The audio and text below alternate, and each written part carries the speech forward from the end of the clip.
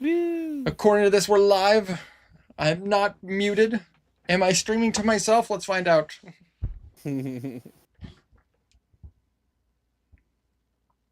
Also, I forgot about this bridge. Yep, you're streaming.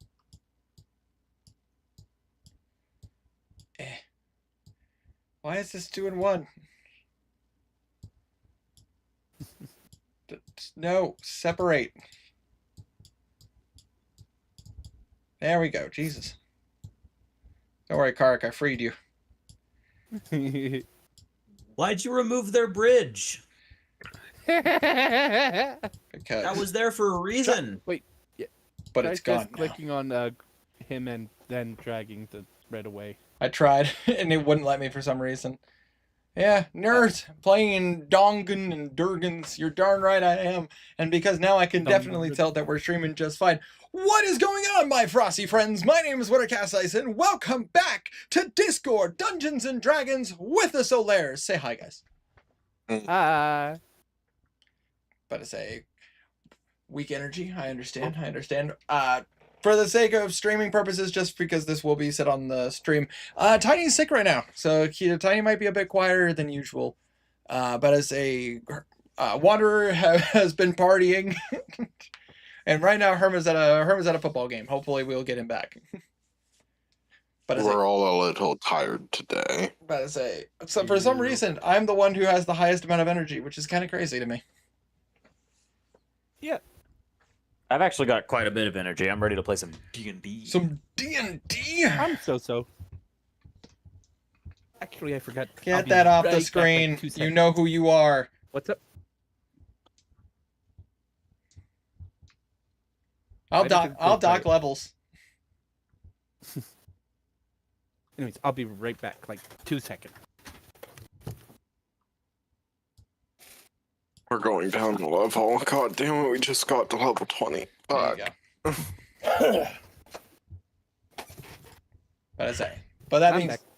That being said, though, just because I know we want to get started right away and we want to get to playing, I'm going to go ahead and get us started right away with what happened last time on D&D.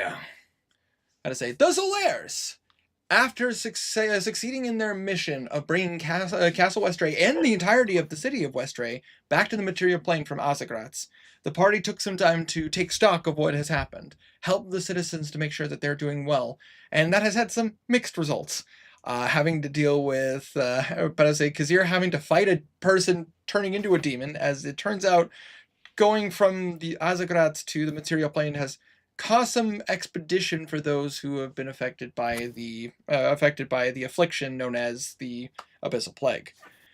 So Kazir actually had to kill a demon before it went on a killing spree.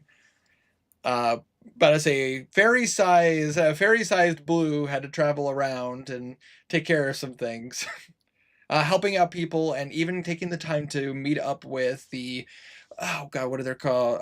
An Obereth. But as he meeting up with the Obereth that was in the dungeons underneath the Capitol building, the Capitol Westray. In the meantime, super long-tongued Garnan was roaming around trying to help out as well, trying his best not to have to talk too much. But ultimately helping people out, getting cured of his affliction, and essentially making his way back to Castle Westray as well. Belwraith, while wanting to head to Padstow as soon as possible, took time to take stock of what has happened inside of Castle Westray to make sure that the wizards and the various populace that's in that area are good as well. And Aegir keeping an eye on the civilians and making sure that the damages haven't been too bad in the capital. However, their allies, unfortunately, definitely showing more signs of their Abyssal Plague. The party universally decided to bring Philman and Karik to the portable dungeon to make sure that they have the time to rest, recuperate, and Henrik has some test subjects to make sure that the cure for the Abyssal Plague works. In the meantime, the party then had a moment to think about where their wizard friend had gone, and Blue, taking the time to cast Sending, got a familiar response by an abyssal avatar named Formalden, whom you haven't heard from in quite some time. Meeting with him on the outskirts of the city after the party had gone through such a vicious battle, Formalden swore that he was not going to do any harm. He will not kill anybody unless they want to bring a problem to him. According to him, he had taken the city of Skystead as his own, and ultimately creating essentially a perfect situation in which fighting would no longer be necessary. With some warnings and some caveats, he teleported away, leaving the party to their own devices, in which you guys chose to head to. Some of you chose to stay behind, and some of you chose to... Whoa. Oof. You okay, Tiny? What the hell is that? Ah, my ears. A lot of static from Tiny. Did you put your mic in front of your fan, my guy? And he put us into a ceiling fan. Ah! Jesus. But half the party decided to stay behind in the capital to make sure that things are still progressing fine and prepping for what is to come as you guys are planning to head to Tuscadol. And while the rest of you guys while Blue, Belwraith, and Garnan decided to... And I think Kazir, did you go with or did you stay behind? I'm trying to remember. I think I stayed behind. I think you stayed behind. I think. He stayed behind. Yeah. Yeah, I'm 100% sure I'm with, what's his name? Aegir and Knackle. Yeah. As Knackle's going through it right now. But Garnan, Blue, and Belwraith teleporting to Padstow, heading to Scales of War, meeting up with Lady Eileen of the Church of I almost said Hoketh, about to say wrong campaign. To the goddess, the Raven Queen, has essentially promised to send some aid to the capital to make sure that they have what they need to help with their increased abyssal plague problem. But upon going into Scales of War and speaking with their friends, they met with a Mary who is just a delight, no matter what. But as they met up with oh my gosh, why am I blanking on her name? Dithana, but as Belwraith's longtime partner and fiance, I think it's safe to say. And also, the party was finally able to welcome back their Azamar friend, as they were able to get, as Walf would like to call her, Angel Bay, back into the party. Angel Bay! I have called her that since the day I met her, and I will never stop. I know. But you guys got Alosa back, so that way, and now she has rejoined the party. But that being said, we left off with Blue and Mary having some conversations, getting Eileen to agree to the help, and I believe I was going to pick up. And I also believe Alosa, bless you, Alosa and Garnan, bless you again. Alosa and Garnan had a heartfelt heart-to-heart about being back together as a duo, and totally platonic. But to say nothing more, obviously, everyone knows. Yeah. But I was going to pick up this session. Belwraith, you wanted to go meet up with Vlad. I did. Let me see if I wrote down. Well, I think it was just journal checkup. Nice. Good to hear, Tiny. Gotta say, Tiny. I did not write down why. I know you wanted to, I know for a fact you wanted to, you had mentioned something about wanting some information out of the archives. And right. And then a general checkup with Vlad to make sure everything was going well, since you guys have been gone for 16 days. Okay, I think I was looking into the purple armor person. The purple. So, yeah. Oh yeah, you were talking about up. you wanted to know more. Yeah. You wanted to know more about Harold Glossolalia. Yeah, that's who she is. Yeah, that was you And I got. did write that down. God damn it, Tiny. One horde, one eye, flying purple people leader. But so, Belwraith, you and Dathana were making your way to, let us say, the, what was the name of, hold on. Here we go. You guys were heading for the main business office of the Scales of War. Not quite the Arc Cardinal's office, because that's, your place of work, but the main, like, worker's office. To which you would once again see your familiar friend, that grumpy old orc. Well, he's not really old, actually. He's fairly young. He's only in his mid-20s, late 20s, late 20s. But that being said, though, you see the familiar orc of Vlad working with some papers. As you come into the room, he looks up and goes, "Oh, I see you have returned." And he kind of gets up and he kind of extends out his hand to you. "How are you, my friend?" Troubled as always. But Trouble is a good friend of mine. A friend that I also know quite well. I see you aren't too worse for wear. I'm in one piece still. I want to say I've been informed by some people that the capital has returned. This is true.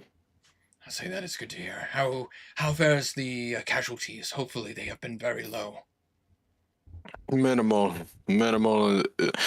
Truly, it has worked out the best that it could have, I believe. That is good. I did not know exactly how that was going to go, or how many you were going to get to save. It is fortuitous to see that you are able to save as many. But Indeed. But I imagine you're probably here for more than just me asking about your mission. Was there something I can help you with? Firstly, I was looking for a general update as well.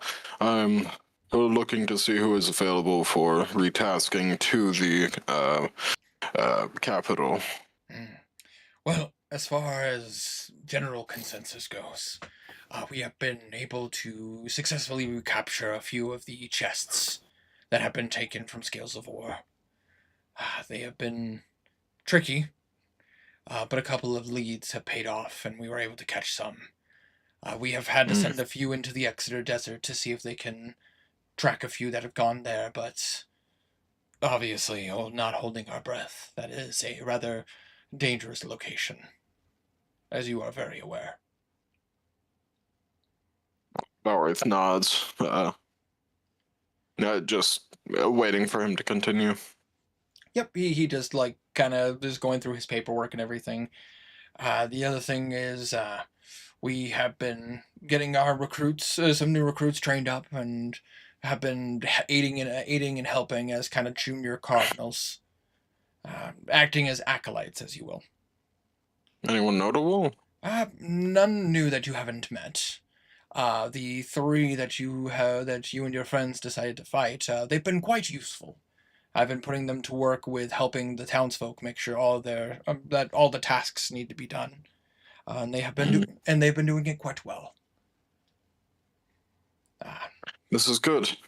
Indeed. Hopefully, with a few more months, they'll be good to start. Be good to start. Maybe traveling around with some cardinals and seeing the rest of the country.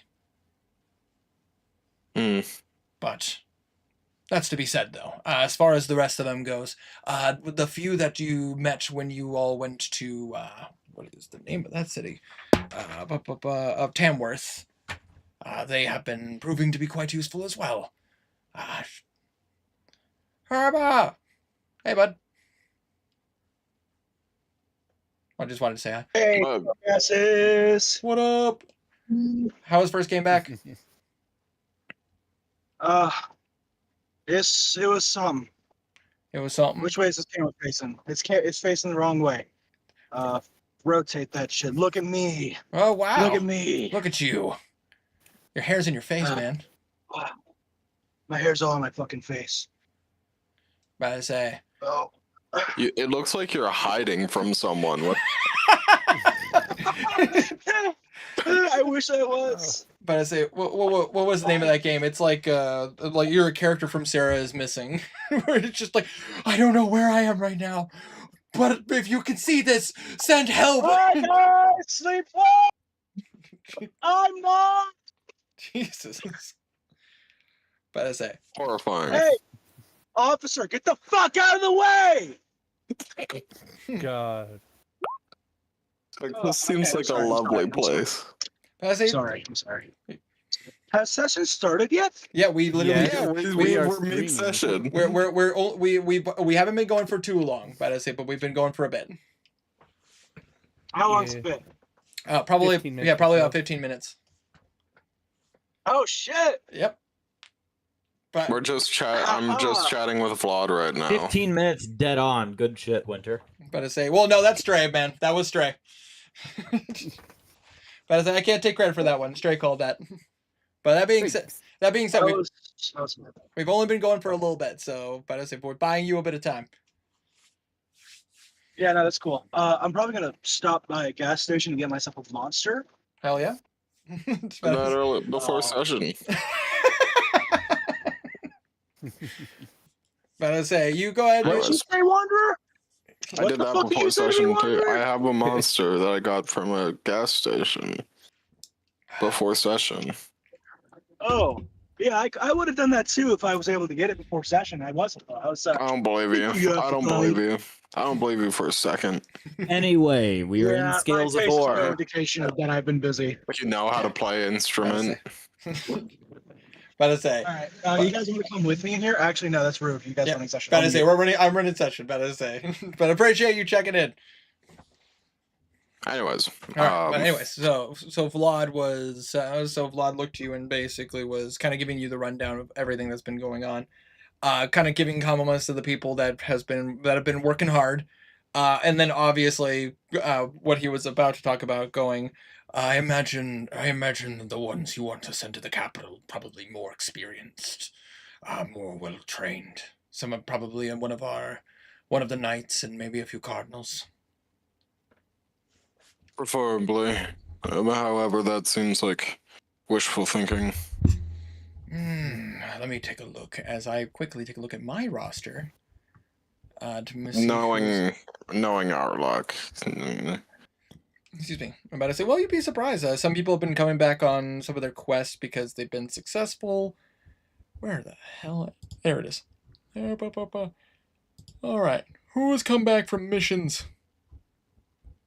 Let's say. Looks like.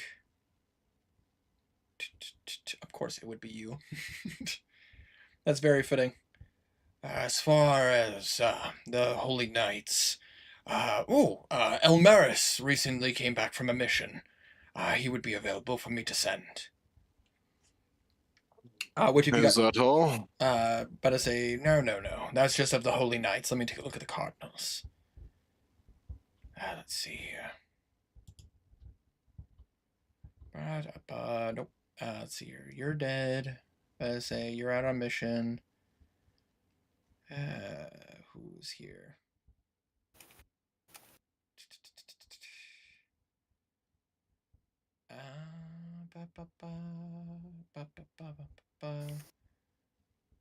That guy, this guy, and that other dude. Let's get a move on. I'm sorry. I'm just trying to keep this as like on brand as I can. Fine. Why are you rushing me, man? Goddamn. Vlad is mid-40s. But I He say, is an old boy. he is an old boy. That's right. Vlad's been doing this for a minute.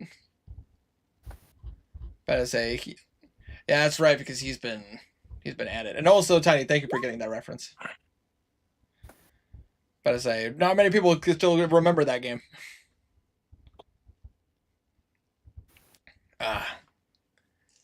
As far as Cardinals go, Cardinal Lexa had just returned from a mission, as well as Zekum has also returned.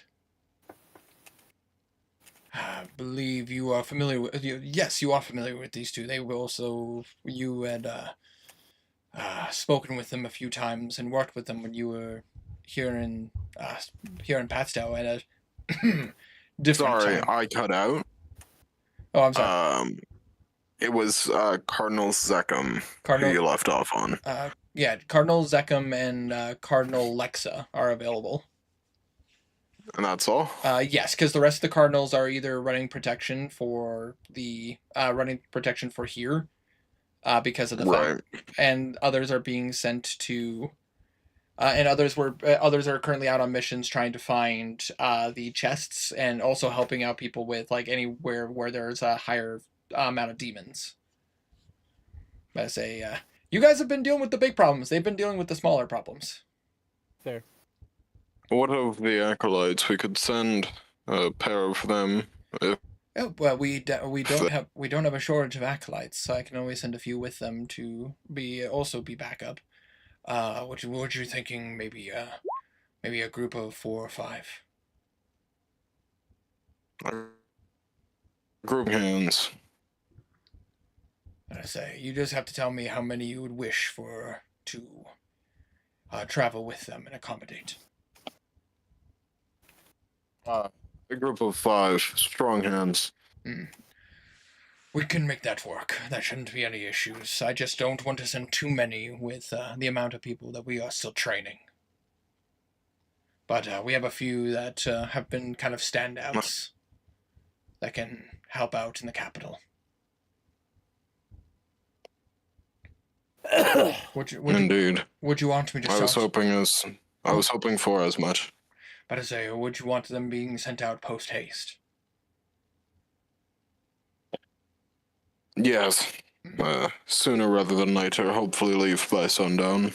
Fair enough. I can get the paperwork drawn out and make sure the files are done, and I can probably have them out of here, but out of Patstown towards the capital by nightfall. Hmm.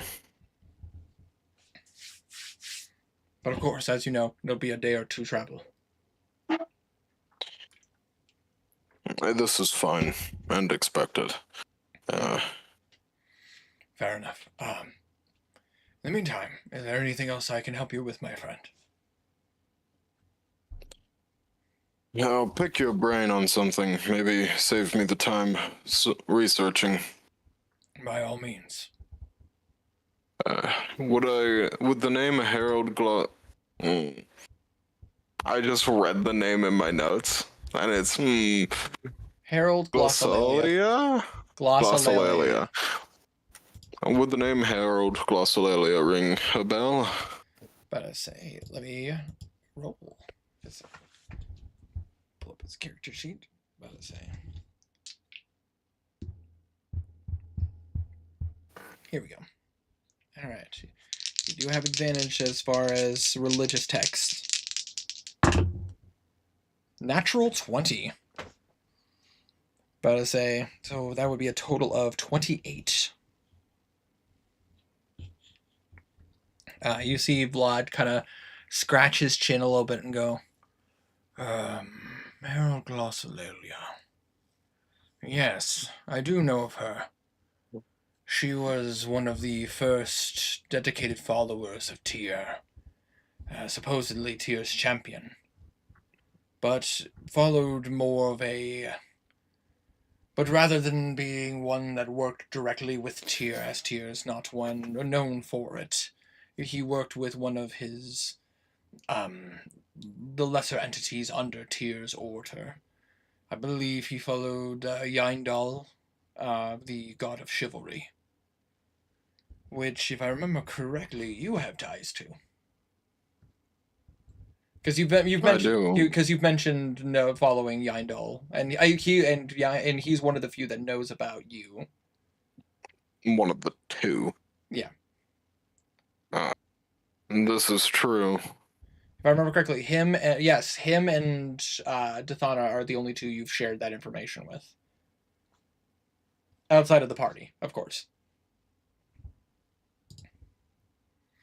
But he looks at you and goes, I don't. Obviously, most texts from that time are lost. We only have some of the information for when she essentially helped found some of the original churches for Tyr and fought in the name of the God of Order during during the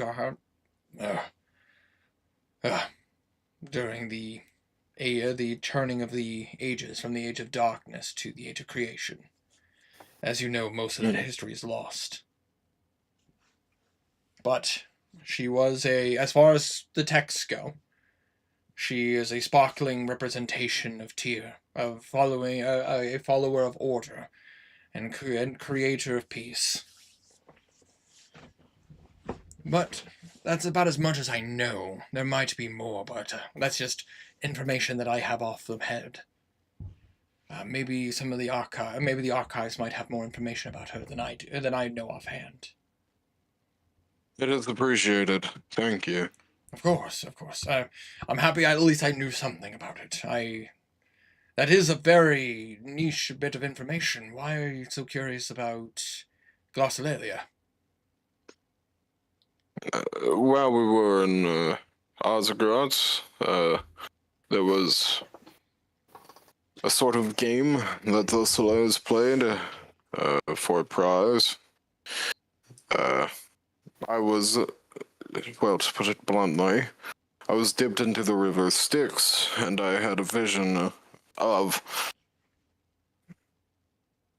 Sorry, I was distracted. I had a vision of hailed glossolalia. Dipped in the river Styx. That's quite risky for you, Belwraith. I am in One Piece. This is true. But we both know, or maybe only one of us knows about how dangerous doing such an action would be. There is risks in all of my dealings. True. But that is something that definitely holds a little bit more weight as far as where you could end up. Fortunately, it paid off. I'm happy to hear that, but would highly recommend going against doing something like that again. But at the same time, you are the Arch Cardinal. I fully agree.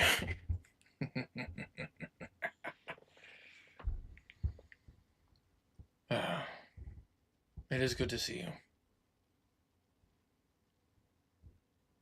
I only wish I could stay.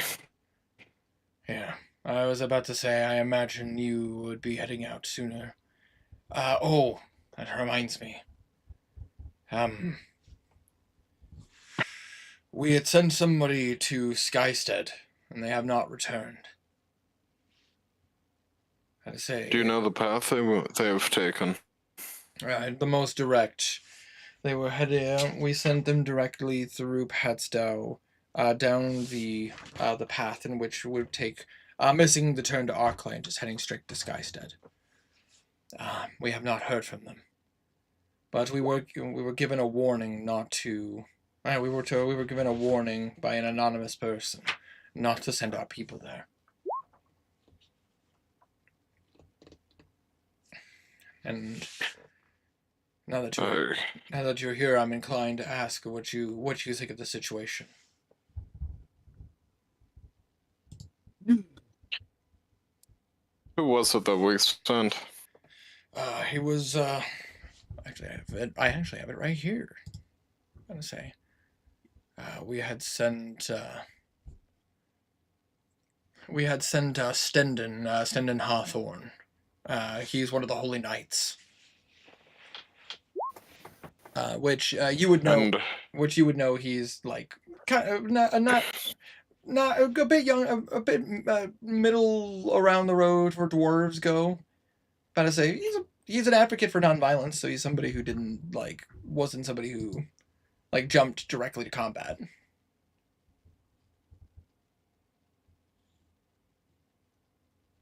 We have no word back from Stendon. No.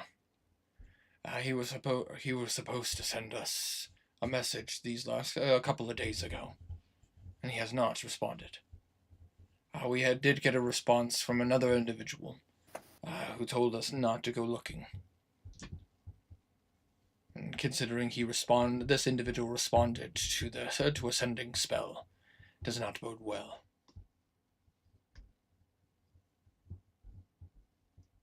Sendin did not respond to a sending spell. No. Whoever this individual is was able to intercept the message and able to send it back with their own message. I do not know who this is. I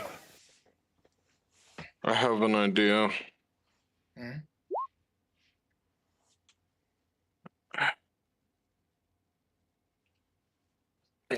I can't remember his name in real life, but I know who I'm thinking it is. Malden. It's the fucker who The sorry? Say Malden. again? From Alden. For Malden. I believe the individual was from Malden, one of the avatars. I have no reason to believe this, not truthfully, other than he has taken one of the Solaires as well. If this is not a sensitive topic, which one?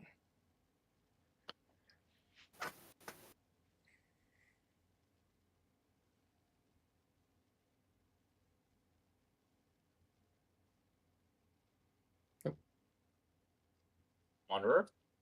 Hello? You went quiet. We hear you. Oh, that's weird. Bimp Naughton. Oh, the wizard. Oh, that's very unfortunate. Say she's a kind soul. You see him kind of like, no insight roll necessary. Vlad has gotten to know all of you guys, and he's definitely bonded, considering you've all helped him in like at the worst he's ever been. And for him, just finding out because in his mind, and I guess I could roleplay it out going, if it would have been someone like Garnet, maybe I would have worried a little less, being as physically capable he is, or perhaps Blue, somebody who is magically inclined, or you or yourself, Sorry. who can handle. Can you repeat that? My audio is cutting in and out. That's I do not know why. That is weird. I say, but what he said was, if it would have been gone, and I probably worried a little less as somebody who can, or you for you or Blue, just because of your magical capabilities. Your friend Kazir, who rather talented at getting himself out of situations. It's unfortunate for Lady Bimp Naughton to get into this herself. Especially if it's a Abyssal Avatar who have been proven to be powerful with magic.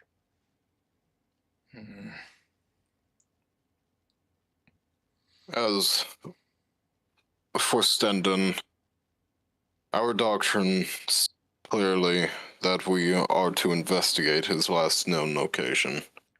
Indeed. Or do you want me to send out some scouts to take a look to follow his path?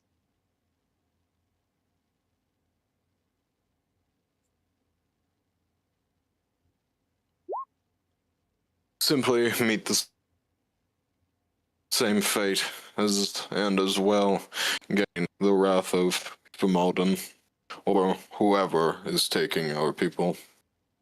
In that case... However, I don't know if there's another choice. I mean, we could always have people watch Skystead from a distance. Not get close. They can stay several miles away.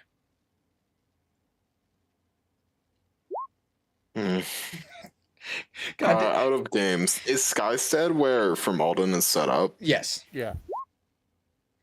Yeah. We have been to Skystead before. Yep, that's where you guys fought the Ash Giant. Oh yeah. Right.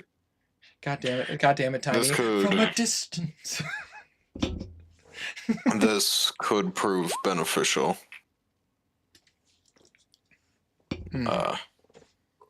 At least Send send a decently sized task force. Worst case, I could see the Slayers needing the support. we can send in some of our stealthier operatives and see what they can do. But Would it be okay if I metagamed a bit? oh, absolutely. Mm-hmm. Okay.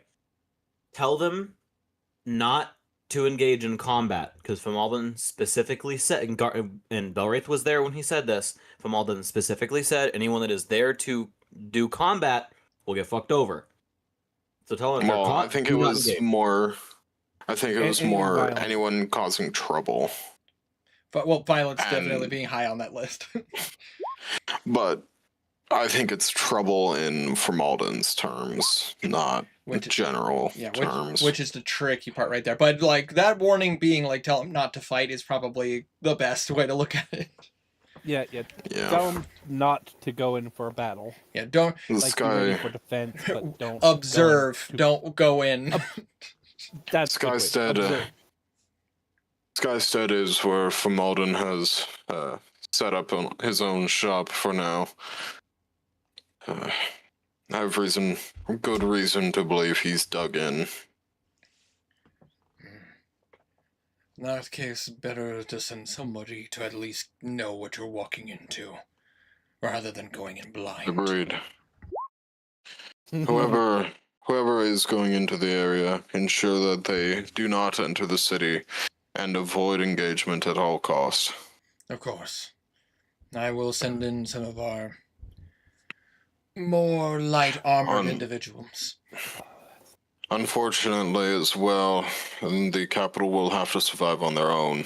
I would rather all hands on this Formalden. We will do what we can, but of course, we I would request a second task force further away from the city, maybe 3 hours by horse, outside of the city. We can do that. That shouldn't be any problem. But at the same time, as long as no one gets hurt, at least we can rest a little easier. But I would feel better personally of being able to see what's going on. I agree. To review, ensure that we're on the same page. There are two task forces. He would have gotten that right in one. Yep. I am bad at words. Yep. There are two task forces being applied to this situation. The first one, quieter, smaller, and is a scouting force more than anything. Scouting and observation.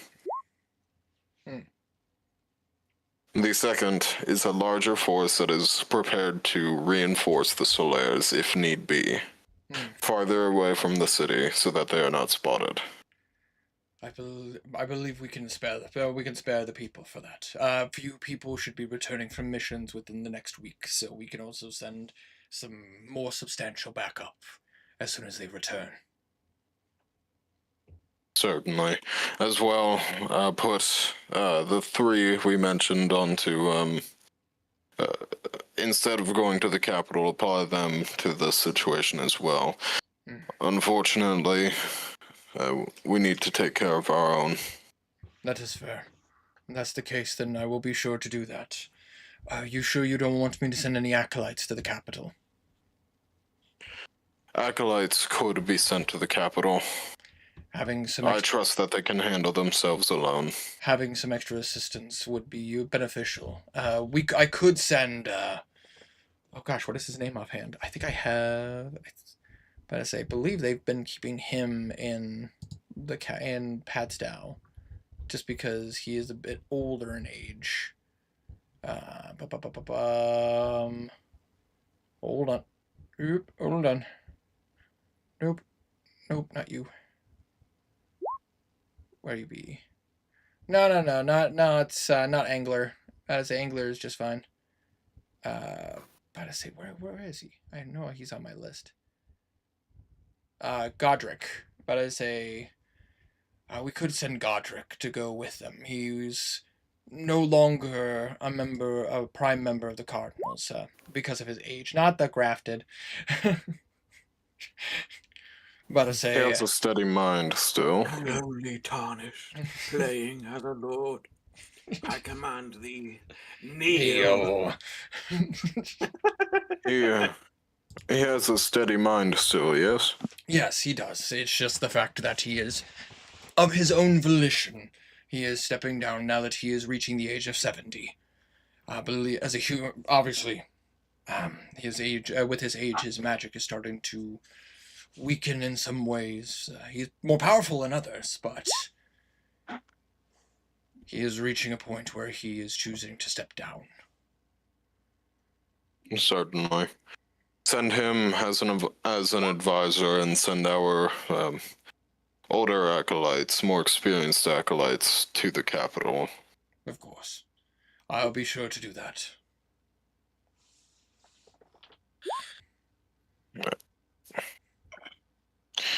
As well, I believe I want the trio sent to the capital as well. In that case, I will be sure to send them that way, if that is what you wish for me to do. If they are available. Those who are available I will send, but if they are not, then I will assign them as soon as I can do such a thing. But right now, most of our holy knights and our cardinals are out on missions, trying to clean up the mess of what has happened. And there's no short work. Indeed. But in the meantime, business aside, is there anything else I can do for you?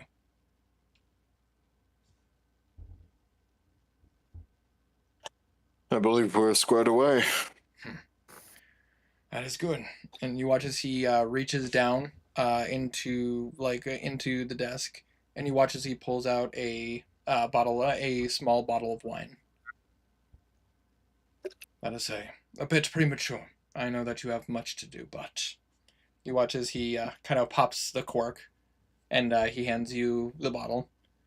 Please, indulge me as a friend. Hard to refuse. And I will drink, and then offer the bottle back. Absolutely. It is it's not the fanciest wine, but it is a nicer bottle. A nicer vintage. I would probably pour it into, like, of course, at least a cup like, of some kind, yeah, even if it's from dented to shit mess. He has, like, small little drinking glasses. Like, he's not... Nah, that shit's pure alcohol with grape juice mixed in.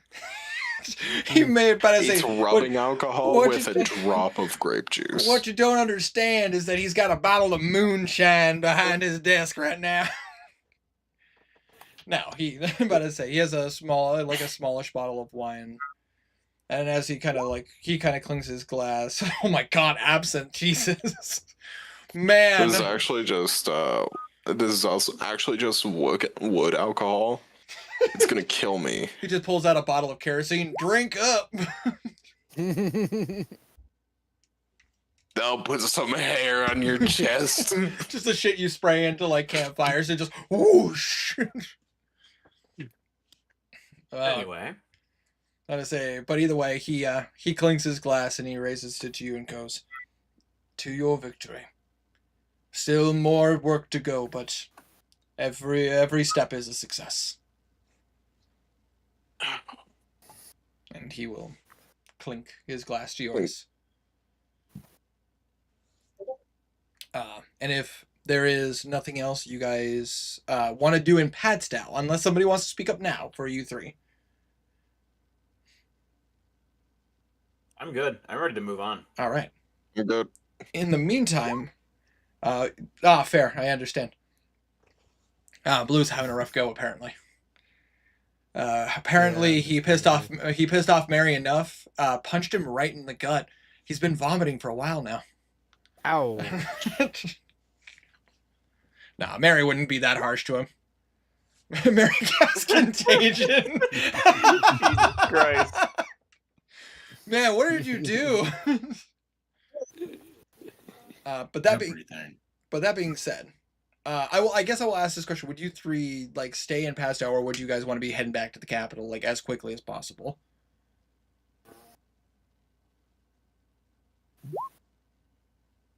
Up to Bell. About to say Belwraith. About to say, would you guys be staying a long period of time in Pasto, or would you guys be trying to make it back as quickly as possible? Belwraith would not be wanting to stick around super long. He might want to. I could see him swinging by his parents' place, Yeah. saying hi Just- and bye, and Just like take a couple hours to like just say hi, like kind of catch up, give everybody like, hey, I'm not dead. Pleasure to see you. I'm not dead yet. About to say, guys, I did good. You proud of me, mom and dad? Genuinely, it's more of a I'm not dead yet. Goodbye. But yeah, no, I imagine. No, I'm about to say that's completely fair. About to say, Valerie just wants to pop in, hi, and then move on. Yeah. I understand. I live, bitch. But that being said, I'll just say for the sake of brevity.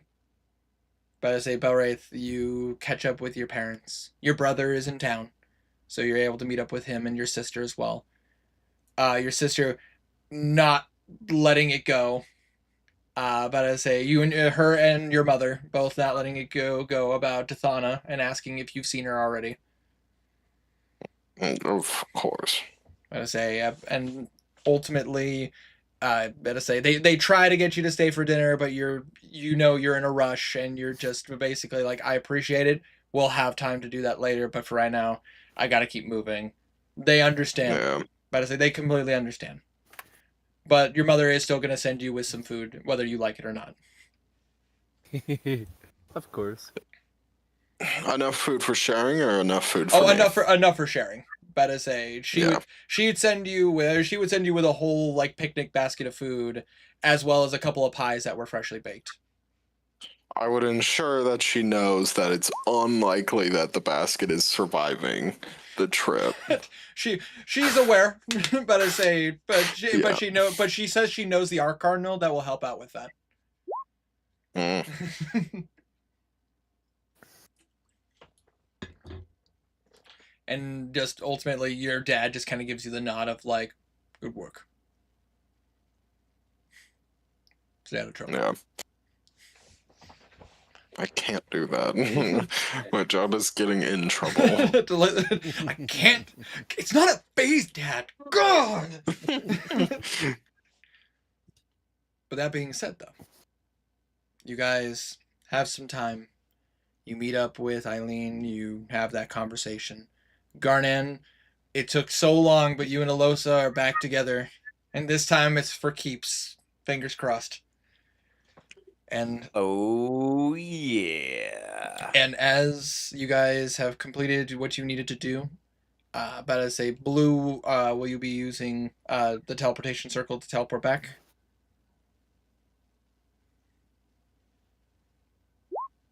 Nope. Oh, Nope. Teleport. Oh, just casting teleport. Oh, fair enough.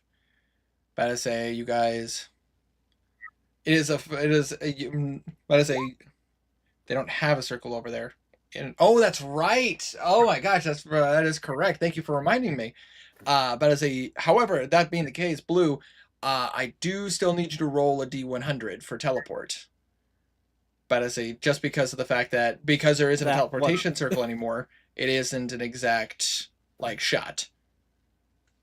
Should be a low chance of missing. Oh yeah, no, low chance of failure, but there's still a chance nonetheless. Yeah, like if we rolled a nat one. Yeah, like a 1 through like I think it's like a 15% chance that it could go off course. I think it's 1 through 25. I'm not sure, but that's 74. It doesn't matter. Oh, 74. Oh, that's fine. But either way. If you're familiar enough with the place, there's zero chance of a miss up. Either who. But sorry, a fly just going right in front of my face. As you guys are teleporting back, Aegir, you wanted to work on something in the meantime. Yes. You were looking to get supplies, if I remember correctly. Yes, and I'm noticing something. What's up?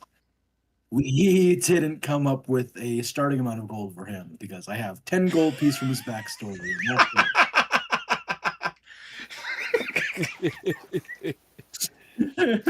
Oh god. But I say the hero. One of the main rulers of a nation has 10 gold pieces to his name. Wow. Fucking the goddamn war hero from fucking the Crendelian dynasty, like, and he has 10 gold. Wealthy. 10 gold. I you gave him cash? gave him like 20,000 platinum. Yeah. I'll 10 gold pieces and 20,000 platinum pieces. But I say, hopefully this is enough. 20,000.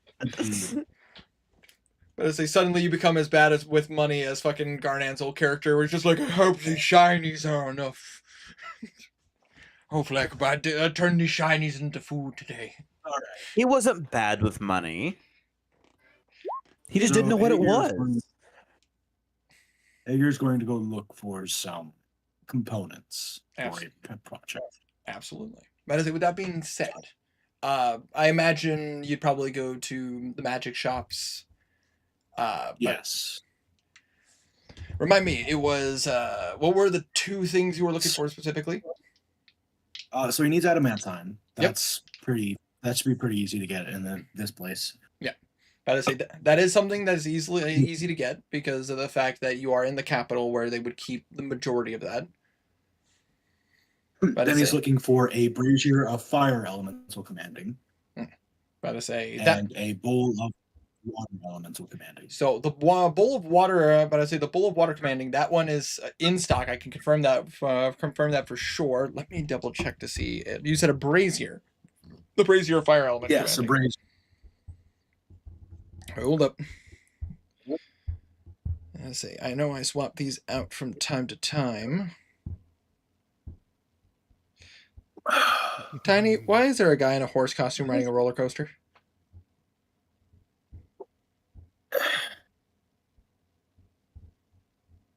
No response. My neck head pain.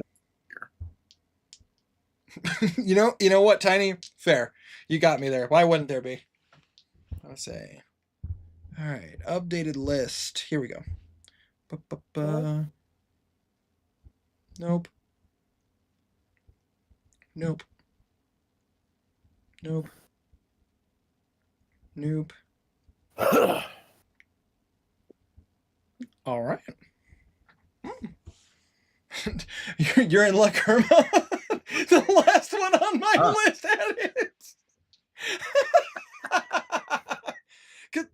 Fun fact: because of Blue curating their list a lot, they've been looking for a lot of stuff that's not that doesn't require attunement, which has veered their list very much off course, especially with the war.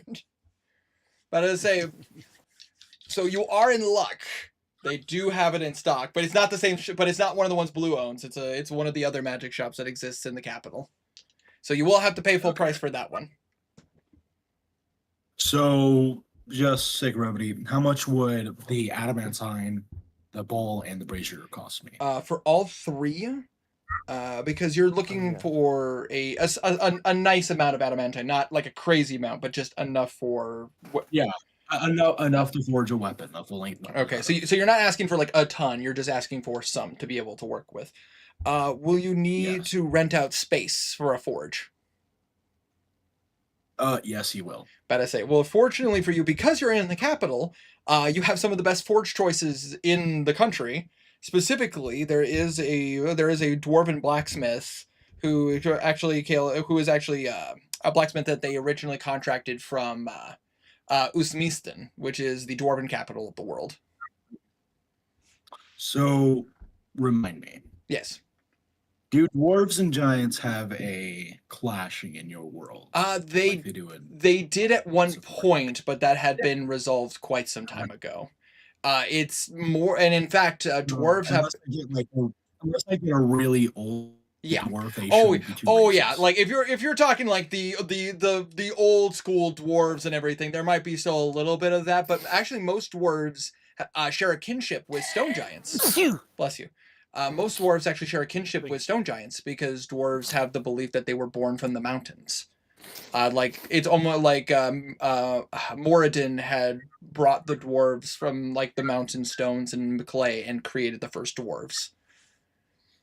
Supposedly. Anyways. Okay. So like there's a kinship between stone giants and dwarves. Whether that's how you feel about fire giants and dwarves, that's a different conversation. Right. But you would also So he's going to go. go ahead. Go ahead. I was just going to say, however, you would also know as a master craftsman that you'd be hard pressed not to want to take a dwarves workstation. Mhm. So he's going to go to a place that looks nicer. One of the best places you can find, really, if we're being honest, because the station matters whenever you're forging this stuff. Oh, of course, naturally, you want the best And equipment. he's going to ask to rent the place out for a day. Say. But I say, they look at you and they go, "Just looking for the day. Are you going to need any supplies, or do you have what you need?" I've already gathered what I need. I just need the place to forge my weapon. In that case, for everything, that is say for the two magical items, the adamantine and the space, you're looking at about 15,000 gold. 15,000 gold, so 1,500 platinum. That is yes, 1,500 platinum. Okay. Which puts a very small dent in the money you have. So that leaves you with 18.5. Yep, 18.5k gold, platinum. Yeah. Is this enough? Just holds up a whole handful of platinum. Just toss it on the desk. Oh, here you go. Get out of my workstation. Yeah. But no. So since he had to walk across the entire town and rent out the place and do all that stuff, what time did our other party members get back from? They would have been getting back from Padstow in late afternoon, so probably like 6-7 o'clock. By the time it would take, because it was morning time when you guys like awoke and were getting to work on everything. So it would, by the time you got all of that done, it would probably be like 3 or 4 o'clock. So you would have had some time, but I imagine you'd also want to do some prep time to make sure you had everything kind of lined up the way you wanted to, changed up the workstation. I say because he definitely would have altered the workstation a bit because let's face it, there's a severe height difference between a dwarf and him. That is correct. So just some stuff will have to be. Just get on your knees. But this is fucking bullshit. Yeah. He's sitting at a solid 7'3", and the dwarf is like at a 4'2". So he's correct. There's a bit of there's but at the same time, so like he works on some big. I think at about the time that he finishes setting all that stuff up, they might be getting back because I would say at that point, at that point, like they probably would have been back. They've also might have been back for like 20-30 minutes at that point. Just because I imagine you would have. Get some stuff. He's going to go find them. Oh, absolutely. But I say, for the party, is there anything you guys would be wanting to do in the capital? Like before, like because I imagine as you guys are getting back, you're just kind of checking in with each other to make sure that everybody is good. I mean, I could theoretically take a thing out of Blue's book and look for some non-attunement items, but I doubt there are many. So, considering they just came back from the Abyss and haven't really had time to be collecting anything, I'm gonna be the dungeon master saying you're kind of out of luck. Well, in that case, I guess I'll go burn down an orphan. Oh, fair enough. Okay, but sounds good. But say hi to the kids for me. Chaotic evil with this one. No, I'm good. Yeah. So look. All Garnet's trying to do is make more Garnets, right? Ah. His parents aren't dead. Not yet. Yeah, just one of them's a demon, and one might be a blight monster. We don't know.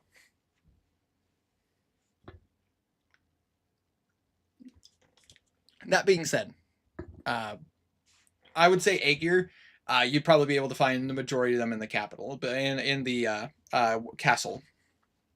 But I say, unless anybody argues. I argues. You argues, but will you surrender this argument? I will. All right, sounds good. So Aegir, you find them inside of the castle. I imagine three of them just kind of like you do see that Belwraith is currently carrying a decent sized picnic basket.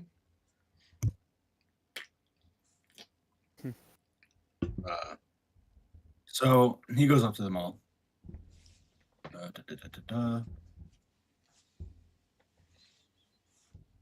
And he looks across them all.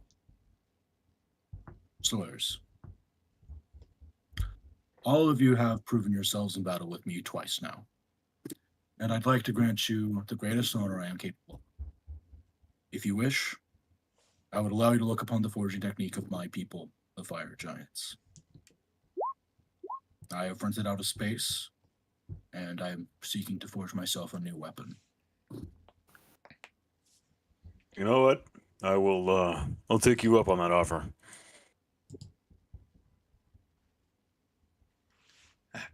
You better say you see Alosa go.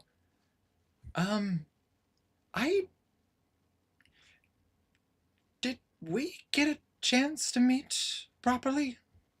I don't believe so. I don't think we Oh shit. Life of- Alosa, this is Aegir. He's new after Henrik disappeared. Aegir, this is Alosa. She's my Alosa. Better say, Aegir. Better say, honestly, this is a good question. Aegir, roll a religion check. My forte.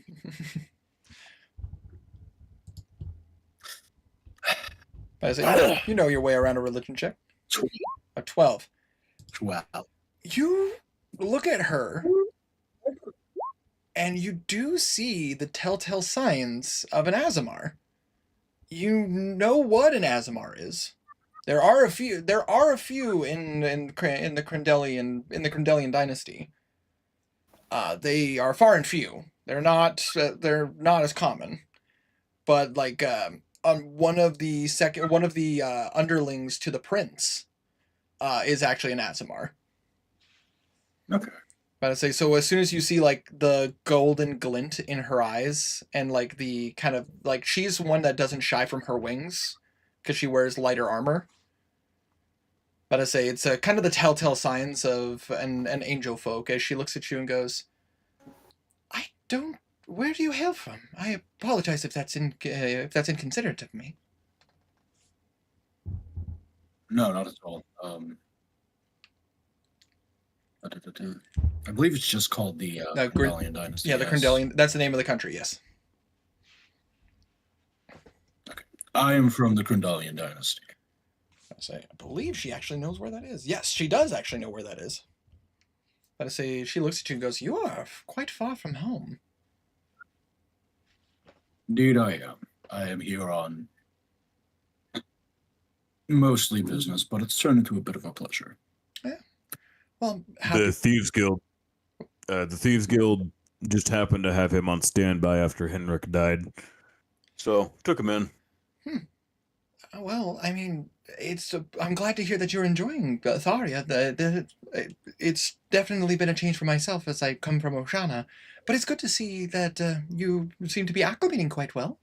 You definitely look formidable. I've not met someone of your stature before. Better say, you said giants. Were you, better say, giant cultured stone giants? I descend from fire giants. Oh, better say, interesting. Better say, a hint of recognition. You would know that fire giants don't have the best reputation in the world. Your clan is different. Your clan is definitely like shown that they value honor more than most, and they're not all fire giants, but unfortunately, and bad apples tend to ruin the bunch. If you catch my drift. So he kind of looks at that recognition. Not that kind. Fair. I can understand. I apologize. They do tend to take on. They tend to subjugate, and Oshana's unfortunately undergone such offense before. But Yes. I digress, though. I would be inclined to. I would be very interested in seeing what a craftsman of fire giant steel would be capable of. If How any of you long would do you like think to this will? partake in- How long do you think this will take? The forging process should maybe take. I plan to put a lot of effort into it, so it might take probably 6 to 8 hours. Okay. It's gonna be a late night for Aegir. If you would like some assistance or some enhancing, I have spells and hands, so just let me know. But if you would like to observe, then come with me. And he starts walking back to the smith that he rented out. Absolutely. I say, and if Blue follows, Garnet follows, Alosa follows, would Belwraith and Kazir follow, or would they? Yeah. Belwraith would follow, but I can also see him like dipping in and out because absolutely. if we're gonna be here anyway, I can be a little bit more productive in other places. Oh, absolutely. I mean, to be fair, like they've Fair. already got their guards and stuff already going. You guys did the lion's share of like getting everything running the way it's supposed to. Like right now, it's just right now it's mostly just ration control, making sure everybody has what they need. Some guards are working on like rebuilding, but it's like obviously they've already called in for extra people to come in to help. Yeah. Garnet's gonna look to Alosa as they're walking. Or were you done? Sorry. Oh yeah. No. You're good. You're good. Okay. Garnet is going to look to Alosa and just say, Did you hear about what happened to Henrik? I was informed. Yes. I do hope he's okay. I haven't gotten the opportunity to speak with him. He is in Blue's dungeon. After what happened, the 5-headed tyrant kind of has a target on his back. Ooh. You see the show of recognition. You even like see her feathers kind of like they kind of fluff out a little bit, kind of like how birds, if you surprise them, like just kind of like a. Whew. Oof. I imagine he's not in any rush to be out and about, I imagine. No, very much no. Oh, also, not long ago, did you get like a super cool rush of power? A little Like, maybe bit. a few days ago? A little bit, yes. It was definitely a weird sensation. I found myself being able to recall magical effects that like a spell that I've cast. Better say I feel a bit more powerful. I was going to ask you all about that. Blue did a wish before the fight with Big Man Prince, and just happened to. We lost our ability, but it seems those of us that were not there, so Henrik and you may have gotten it. I mean, but you all survived. Yes. Which, I mean, I think is the best you can ask for given the circumstances. I apologize if it seems inconvenient that I was able to keep mine, but then again, No, it's fine. then again, you all have the ability to say that you went to Azagratz and you lived. And not even that, it sounds like you got the better of him. Yeah, he actually went nuts and his realm started to crumble, but we'll move on to that later. Fair enough. But, I mean, either way, at least I have this ability to be able to help us. We still have a couple of individuals to deal with. Yeah. Either way, we're at the forge now, and I kind of want to see this. Indeed. So, as a Herma, describe to everybody the Aegir working process. So, to light the coals, and for the fire that he uses to heat treat the blade, he summons a fire element from the brazier of fire commanding. You just see almost like a tiny like fire being just kind of come up and just literally you just watch as the fire starts to like rise in a specific way, and very much for you. For everybody else, it's a little odd to see the fire almost dance like how like will-o-wisps and spirits would. But for you, it's like this is just like home. And then as he works on the blade, he chisels in some giant runes into it. And as he smiths, he speaks. Each weapon tells a story of not only the battles they've been involved in, but also the kind the person their wielder is. Gardan, your weapon lets you explore the abilities of others much like you have, learning to quell your inner turmoil by listening and learning from your companions, even going as far to study witchcraft. Malwraith, Not tell your you weapon that. is the very symbol of your faith and devotion, and your will to always help others without even a promise of reward. Karik uses a rapier that shows his cunning and rakish nature. Kazir, your dexterity and subtlety are wonders to behold, and your daggers are exemplary to this fact. Vilman, your Kubikiri Bocho is a personification of his fierce nature, summoning Tempest to his command and cleaving through enemies with a swiftness.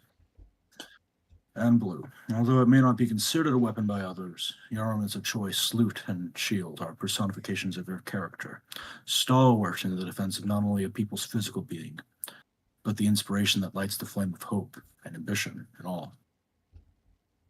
But my weapon is no longer a representation of the man I am. When I forged this glaive I've been using, I was ruthless, relentless, unyielding in every regard, willing to do whatever it took in the name of honor and integrity. I stained battlefields red with the blood of my foes and destroyed anything that stood in my way. But now, I'm a leader, a guiding ray of light to my people. I no longer carve my way with force, instead I forge it, a path for not only myself, but everyone who looks up to me, my ancestors, my people, and the ones who will lead the next generation. I thank you all for the experiences you've given me in the short time we have fought together, and I hope we will continue to fight together going forward. Not as a mercenary looking to benefit his nation, but instead as a sworn battle brother. And as we do so, and you bring out this speech, and I imagine like just cutting montage of just Aegir fully flexing out, bringing down the hammer, just like can't speak for anybody else, but for me, like some of the most satisfying shit for blacksmithing is literally watching him bring down the hammer on the steel is just fucking sick as hell. Agreed. Better say, Hey. Love Force and Fire. oh dude, hell Garnan. yeah, let's go. Garnet. Just in the background, Garnan will bring Prigka out, not to be visible to those around him, but just to let Prigka watch, because I imagine he would enjoy this. Pridka would absolutely be just watching, like, yes, this is how it's done. just very much like yes, the old ways. I'm sorry, but the face was so fucking funny. Shut up! I know that's how Listen, you do the voice, but oh my god. I can't help it. I have said this for years. Why I never did face cam was because to do certain voices, because to get the orcish tones, you kind of have to jet out the lower jaw, because that's the only way you can get the voice to be proper. And you'd be surprised if some of the other characters, I've literally had to hold my nose for a few to just get the proper tone. It is kind of ridiculous, but we'll cross those bridges when we get there. But for you, Aegir, it is the practice of your people. It is the repetition of what has been drilled into your head for years. Working with some of the toughest metal, working with the hottest fires, for some of you guys stepping in here, you're sweating within an hour, just literally drenched. Your like your shirts and everything. You're gonna have to you have to kind of step out because you're just like, ah, god damn. I imagine. Oh yeah. But I imagine like some of you guys are coming back in because it's just like, well, gotta see what's going on. Herma, about to say, you know the drill. I'm gonna need you to do a blacksmithing check. About to say, and you know that this role is going to be challenging. But depending on what, Yes. Do you want enhanceability? Because I do have access to it. I would not mind. Okay, I will give you enhanceability. I'll give you guidance. high five. I believe blue. I have I spell slot believe for that. Blue's I gonna do be actually. Holy Yep. shit! Yep. But I say I see Tiny in the comments saying that Blue is going to be giving guidance Bardic. I think Bardic inspiration. Guidance Bardic style. I'm surprised Bardic guidance. Guidance and Bardic. About to say. But that being said, about to say, Herma, we've talked about this. You know what the challenge rating is, and I see that you rolled. I rolled one too. Holy shit! God damn! Yeah, that Bardic. Wow. Holy shit! That's You outperform gods. dude. This is a weapon. Like this And that was a weapon. No, you're fine. You're fine because this is a weapon that Moradin would look at and go like, "Yes, that is correct." Hold on. Is this the highest roll of the campaign? That was quite the Possibly. I think it might be actually. I think I think it I might can't be think the of something highest. I think don't think we've gotten higher than no. like I think 40 I something think before blue. this. I think blue's gotten close because I think Tiny got like a 46 or a 47. No, we've definitely had like high 40s before. I don't think we've ever crossed the 50. No, mark. I don't think we've crossed 50. But I say so. Nope. Yeah, right now. Good, congrats, Roman. You have the highest one. Jeez, bro. I think that's the highest we got. But I say fucking like blue's guy Bardic inspiration fucking coming in clutch.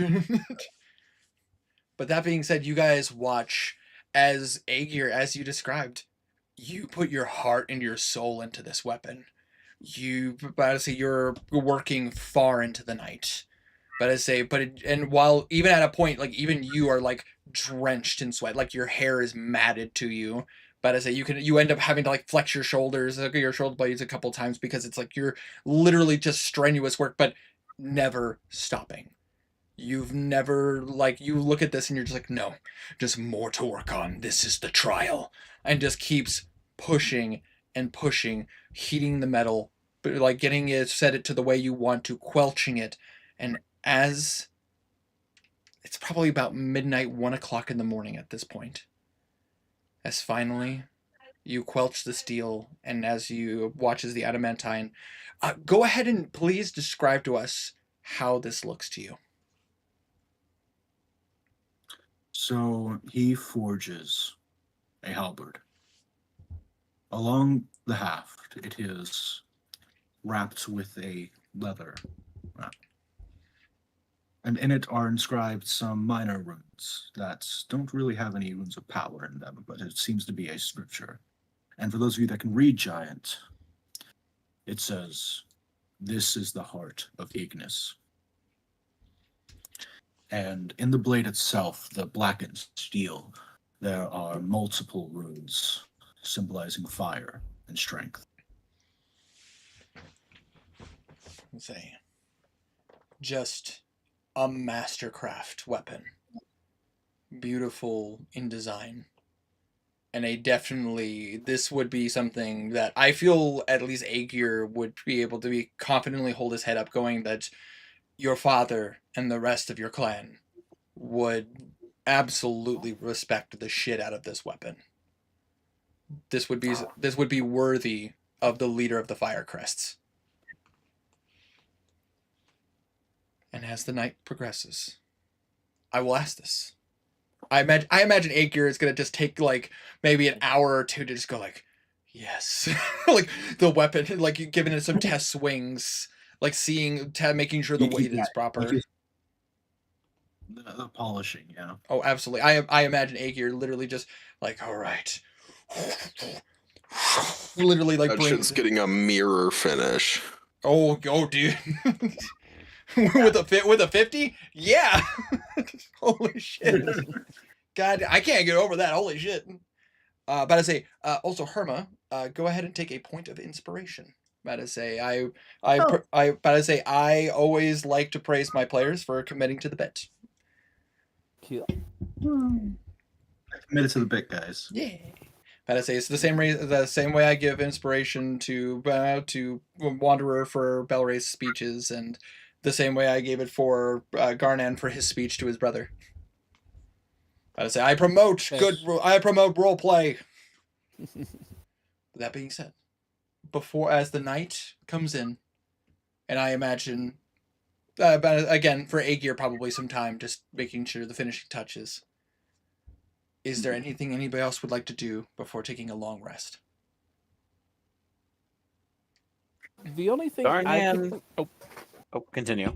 The only thing I could think of is Kazir would tell Blue what the servant told him. I'm trying to remember about how the ward manor is currently under lockdown. Yeah, trying to apparently a couple of people in Blue service had just recently caught the abyssal plague. Yeah, they were planning to quarantine when they fucking got brought to the abyssal plane. Yeah, exactly. Unfortunately, it's one of those random chance things that happened, and I was just like, well, it's all good, and then they got taken, and it's like, fuck. Exactly. Shit. But yeah, so Blue would be made aware. So Kazir, you would take the time to inform Blue of like, we can't go to your home, at least not right now. It's being used for quarantine. Exactly. On the bright side, there's no shortages of places for you to stay, considering you're heroes of Atharia. Oh yeah, definitely. Yeah, everyone would be willing to make room for the lair. After that, going to Eep in the castle, absolutely. But as a legitimately. The Baron would absolutely allow that, and so would the guards, considering the fact that, again, you guys are heroes of Atharia, and you have saved, you've saved the capital from the abyssal plain of Azagratz. You'd be hard-pressed not to find somebody wanting to let you guys stay. But... go ahead. Garnan is going to pray to Savras. Ooh. Nothing in particular, but asking for a tad bit of guidance because of what is happening and what he's going up against, and hoping that Savras guides their path well. Absolutely. Go ahead and roll me a charisma check. Charisma check, okay. As you are a paladin. Nope. I say... Nope. Avray's not kind to me today. That would be a total of 9. Total of 9? I'd say, yeah. Unfortunately, not. The amount of approval you have from Zabros is about the same as you felt the day before. I'll be right back. Actually, that's not true. It's a little bit better today. You're back on the material plane, so you feel her presence a little bit more. But he will do this, and he will then just go say goodnight to Alosa and take it from there. All right. As you do so, but I say you do see Alosa is Alosa definitely.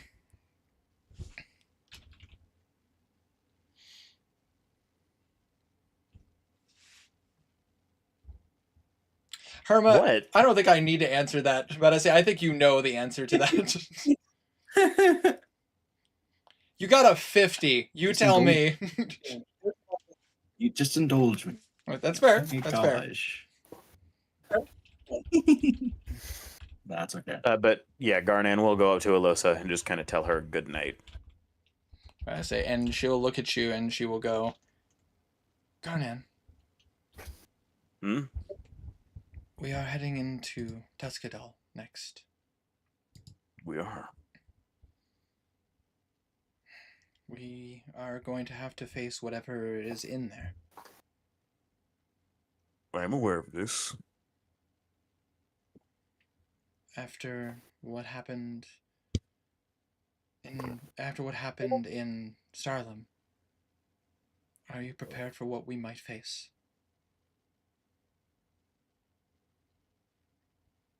I set out for what I originally intended to do. My main goal is complete. Whatever comes next, I believe, is what was meant to happen. If my mother was truly never dead, perhaps I was meant to see her later. Perhaps we were fated to meet again. I do not know. However, I am not scared to go. Returning to my homeland excites me. One, because I am from there, and it has been quite a while since I've been there since. Secondly, because it'll be the first time you've seen it. And I simply want to see the awe on your face when you do. Move, bastard. Roll a persuasion check. I say Okay. advantage. Okay. You know, no, Avray, I'm trusting you. Persuasion? Please. 22. Bad. Nice. Not bad at all. Nice. She looks at you and she goes, "Have you always been this much of a flirt? And I just been oblivious?" I'm just usually really bad at it.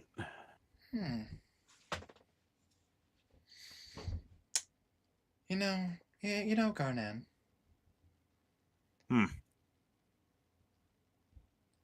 I'm really looking forward to going into your homeland. I feel like I'm glad we're going together. I feel like I'm going to get to know it quite well.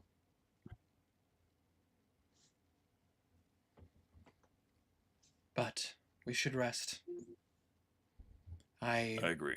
I would like to feel prepared for what we might be doing, especially if we're dealing with blight. Fucking Blue. You just start to hear in the background. You just start to hear in the background whispers of the heart. Or was it? What is it? Careless He whispers. knows Sorry. what he's doing. I know he knows. Garnan opens the door, screams down the hall. Blue, Hendrick's not here. Calm down. And closes it. I just want Blue to open the door and open the door that you guys are talking in and goes, "It's called artistic expression." Closes door. But she looks at you. And you watch as she kind of like elevates herself up as, because again, she lets her wings out. Unlike Nash, who wears heavy armor and can't do it all the time, she definitely has the capability of doing so. You watch as she like kind of goes up to you, and but I say not too crazy. She gives you a kiss on the cheek, and she goes, "For whatever comes, I'm happy that I got to meet you." Whatever comes, I hope our meeting is not fleeting. I'd like to spend a while with you, if that's okay. I would like that. Good night, Garnet. Good night, Lisa. As she closes the door. On the other side. No, I'm just saying. Garnan would not start anything himself. It's true. He's not an initiator. But I say, Well, whatever Alosa does, Alosa does. it's true. But you also know the culture she comes from. Yeah. It's one of those ones where it's like there's a time and a place. But and considering we're going into Garnan's homeland where they don't know what's going to happen next, she's like, let's solve that first.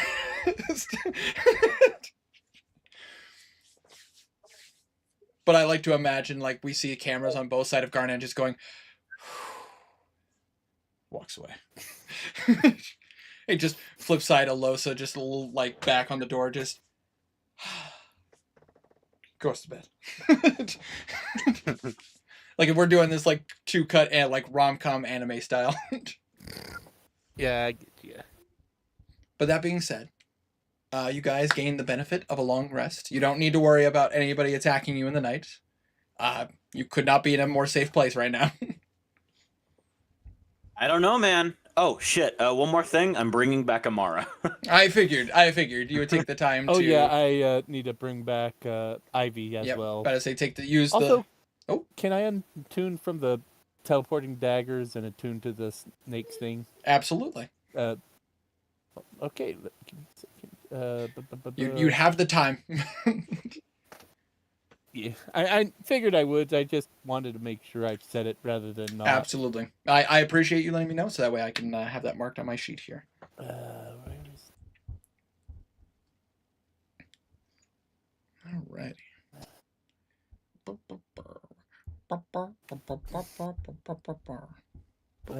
where is my poison thing?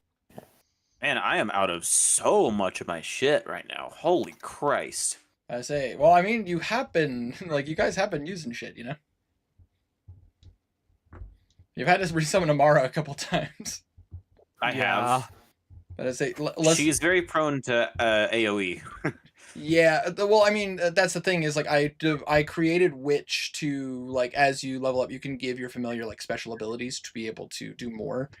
But I can't level up anymore, can I? Well, no, you're right. You're level 20. I don't know what to tell you.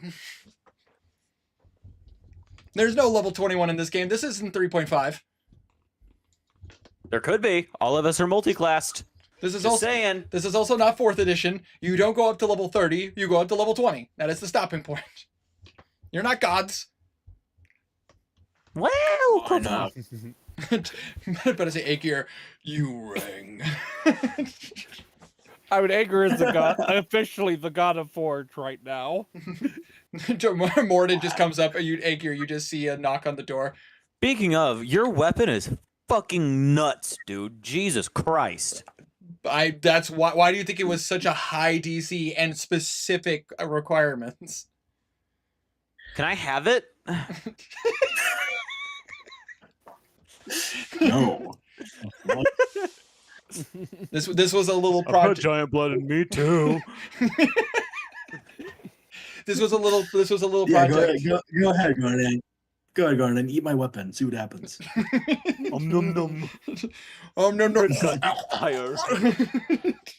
No, but I say this was a little project. Me and Herma met up one night, and we're just like, so here's what we're thinking. And Herma's like, this is what I'm thinking. I'm like, wow, that's really cool. What about this? And Herma's like, yes, absolutely. Like, it was very much a lot of like, yes. But I say, no, it was really fun, actually. Me and Herma had a lot of fun working on that. But I say, yeah. Hopefully we could do more stuff like that in the future.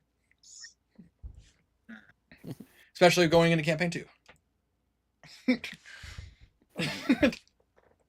Listen, I gotta throw the animated face. I have the face for it, you know? Fair. Oh, yeah. It says glaive on the actual thing, but you said halberd. Look. Look, what's that over there? Shh. So. This is what halberd looks like, by the way. It's a for those of you who don't know. glaive. Halberds are sick as shit. Oh. Personally, I think glaives are cooler, but I would argue if we're talking about those particular weapons, Guandao is sick as fuck. Don't know what it is, look it up. They're basically a Chinese equivalent of a glaive. But that being said, though, I like European stuff more. That's fair. That is completely fair. That is completely fair. European weapons are dope as shit. I just also love Asian weapons as well. They're also sick as fuck. I mean, katana is based. Asian I don't know what to say. Asian weapons have their place, but I'm a European boy. That's fair. That's all I can say. That is completely fair. That being said, though, a long rest has been completed. But I say breakfast and everything served, no problems. But I say you're in Castle Westray. Like the servants are fucking happy and over the moon to serve you guys, considering the fact that you're back in the material plane and they can just go like, the sun is shining, the tank is clean, and we are getting out of here. I say very, very much like imagine like the opening scene to Snow White. That's how happy most people are right now. Oh yeah, understandable. I mean, in a realm of basically hell. Yeah, and now back to the realm. Well, no, that's the other place.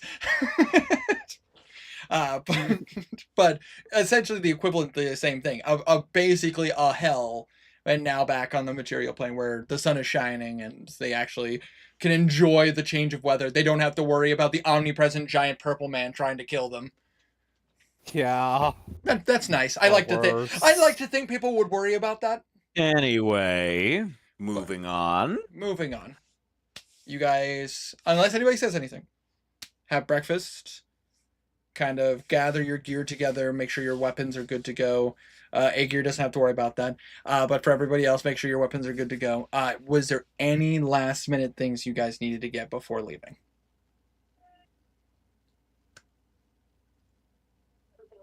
All right. nothing I could think of. Okay, sounds good.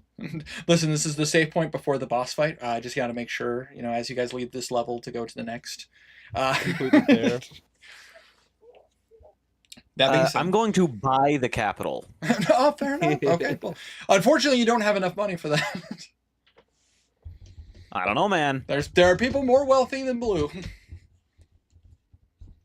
Yeah, Very- me. Duh. Crazy. Very few, but some people are more. But it's Look, Winter.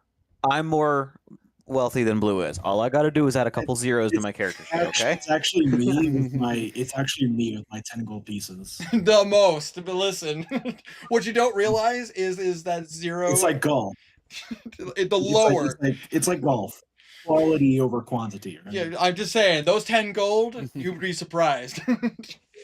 I hand forged those 10 gold pieces. So they say 10 million on it. what do you mean it's counterfeit? Wait, what do you mean it's counterfeit? No, I hand forged it, so it's worth more. That's how that. So. I mean, look. Listen. Do you see the number etched on the gold here? My bad. Let's go forward. So, I will ask this from you guys. How would you guys want to make your way to Tuscadol? Like, you guys know that there is a direct path. I say Padstow Pass. Padstow Pass. You guys want to take the most direct route. I mean, unless they have like flying mounts we could borrow so we can fly over the mountains, but then we'd be risking rock attacks, and I don't really feel like dealing with them. Yeah, but you would know, Garnon, as a person who's traveled through the passes, the passes are the best way to get through are the best ways to get through, because using flying mounts tends to get eaten. Especially considering there are not just normal rocks in the mountains. You know that there are specialty rocks that live in the mountains. As you remember, if you remember having this conversation with, what was his name? The Goliath in the Feywild. Oh yeah, I forget what his name is. I know who you're talking about. Offhand, but either way, The one with the little girl. yeah, the one that was with the girl from Snowbrush, as well as a Harengon that you guys were talking with, and an elf. You guys, he had told you guys, you had talked to him about like the fact that you've seen a lightning rock, from the plane of air, like in the material plane in the mountains. Yeah, the mountains, the Popero Mountains are quite terrifying if you don't take the right precautions. So that being said, though, you guys wanted to head through, unless an argument, but that being said, though, would you guys want to take the most direct route, or would you guys want to kind of take it from it? You know that the blight is right there.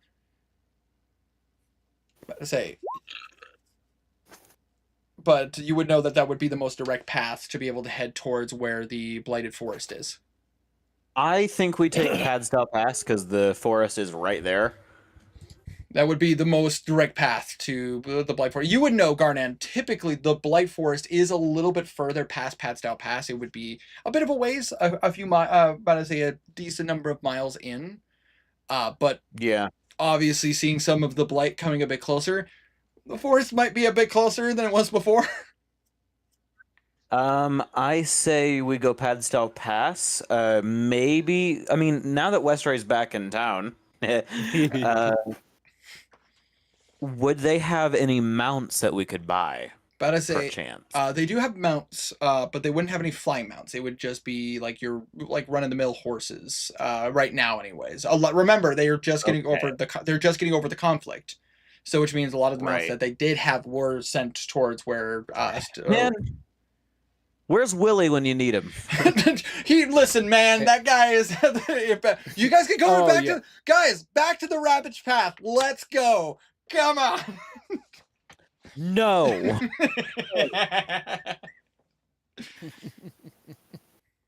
I say, or head back. Find Greater Steed because I'm not very fast. But say also you could you guys go back to you guys could go back to Uskar. You guys could go back to Uskar and get some of those battle cats to ride on.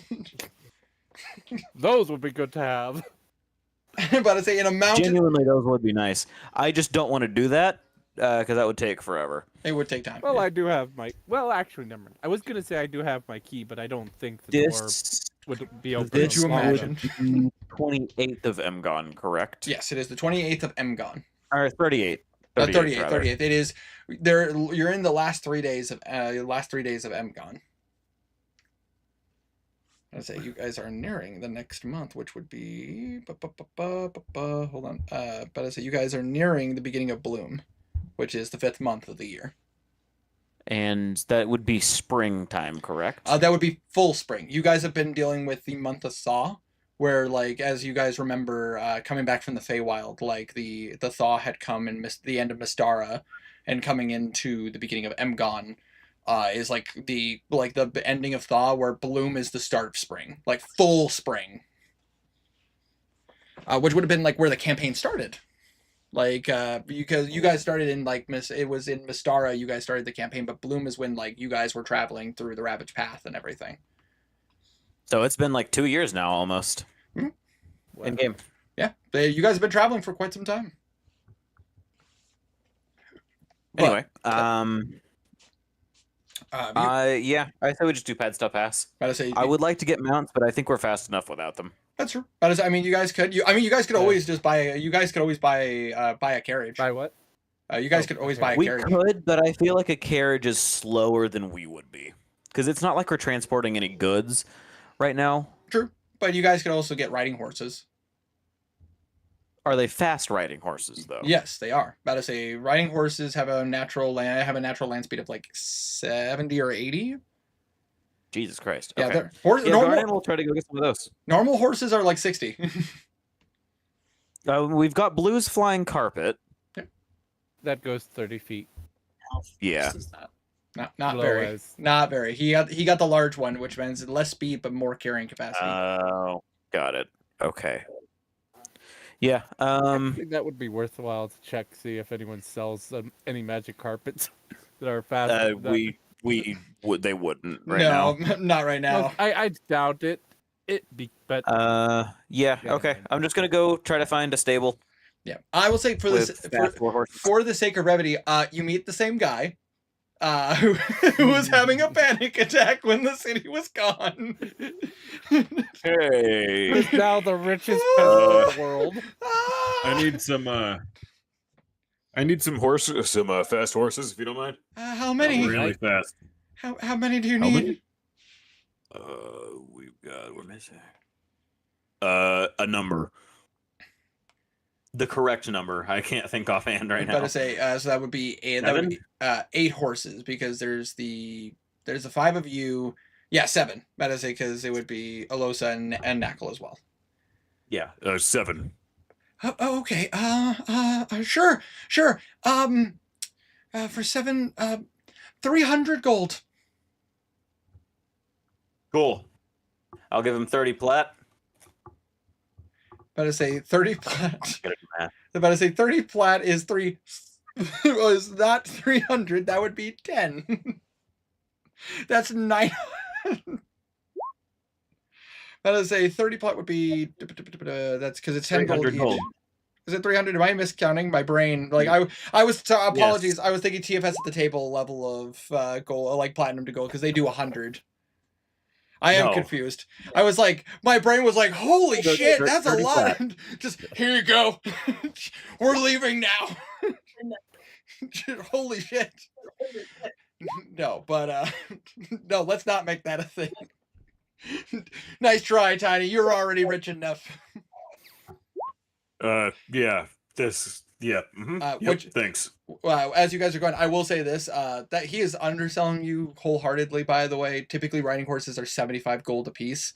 You get the sense Who's the smallest in the party, or like the other than Bimp, obviously. Bimp Who would be is the slimmest? But I say, ooh, that's a good question. It'd probably be between Probably Jaeger. 7 foot tall 8 year. Totally. Probably like Alosa, right? Yep, Alosa would be because would Alosa fit on Amara yet? on Amara, honestly, Or is he still too small? at this point, yeah, no, she'd be able to ride Amara. Okay, then I only need 6. Yeah, because Amara would be able to ride on. How fast is Mara? Mara is a dire wolf. I do not have stats for her. Hold on. Before I make a That's final not answer. right. Hold on. Dire Yeah, wolves but are she's like a slower than souped up. She's There- like a souped up one. She is a souped up one because she was raised by Willie because because Amara is a half breed. She's half Atharian wolf, half a Tolvorian riding wolf. Which means that she has a movement speed of 60.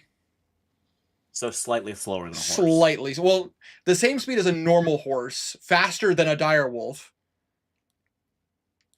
She wasn't an alpha. She wasn't bred from an alpha. Which would have made her faster. She was just bred from a Tolvorian riding wolf. So which means she has a higher speed. So 60 feet, which is about the same speed as you guys. I think I'm gonna just stick with the horses because they're faster. That's fair. Pace easier. Once Samara gets to full height, she'll be able to keep up just fine. Yeah. Yeah, I'll do that, and I'm gonna name mine Bartholomew. Bartholomew. Suggestion. Answer. What if we just get an elephant? Elephants aren't really fast. Listen, They're fast. But it's a statement. No. God damn it, Blue.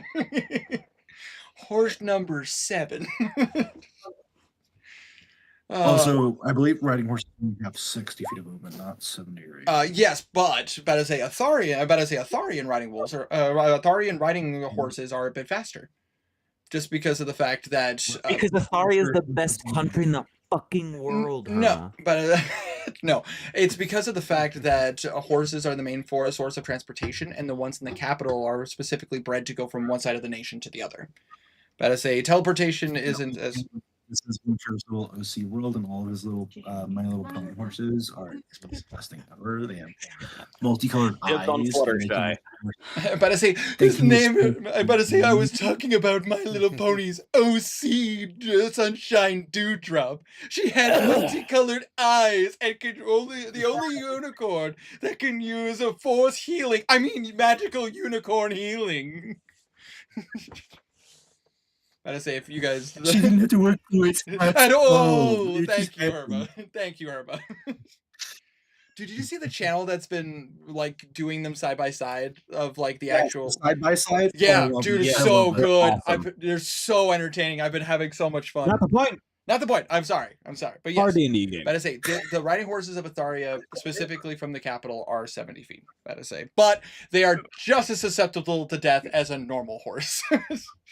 Fair. They're just made faster. Yeah, if we want to get one that isn't susceptible to death, we need an elephant. That is Or a true. war horse, I guess, but Or- elephant. Well, semantics. I'm just saying. But anyways, that being said, you guys get horses. You that is a Garnan. That is a you're marking the 300 gold. Yeah. All right, sounds good. In that case, I will say this: it's gonna be a little bit of a montage because of the fact that I'm just gonna be completely honest with you. Good luck to anything that tries to stop you. Fair. They will fucking die. We get stopped by bandits. Garnan kills 3 of them in one swipe. We move on. Literally, like you see bandits. Blue literally just pulls the strings on his lute and goes, "I would recommend you don't." Boom. But I say Akir literally just looks at them and they just see the fire giant gaze. Just and they just Garnan and Aegir both go huge size. Pillar Man pose.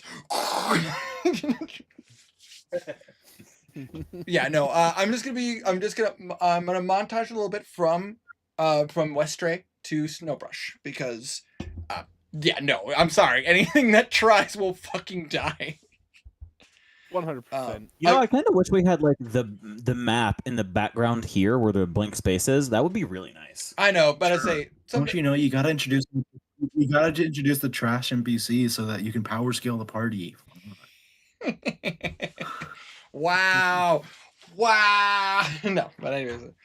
With that being said, though, I mean, the road from Westray to Snowbrush is also very clear. Like it has been a very well kept road. So, yes, you can buy magical circle chalk, but I say, how much would you be willing to buy? As much as they have, but I say, let me check their stock.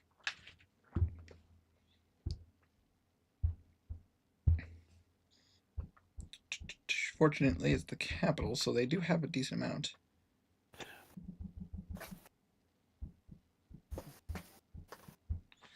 As I close my notes on. Here we go. All right. So if you're going around and you're buying them out, you could probably get about. You probably could get about 30. Yeah, but I say 50 gold per bundle. So, but I say if you wanted to, you could easily get 30 if you wanted to spend the money, which would be 1,500 gold. Cool. I get 30, but I say make sure you mark the gold up. Not that it bothers you that much. I'm gonna give 15 to college. We are fucking. But I say teach your students. This is important spell. He says. His friends. Jesus. Man, Sick Tiny's even more sassy. But that being said,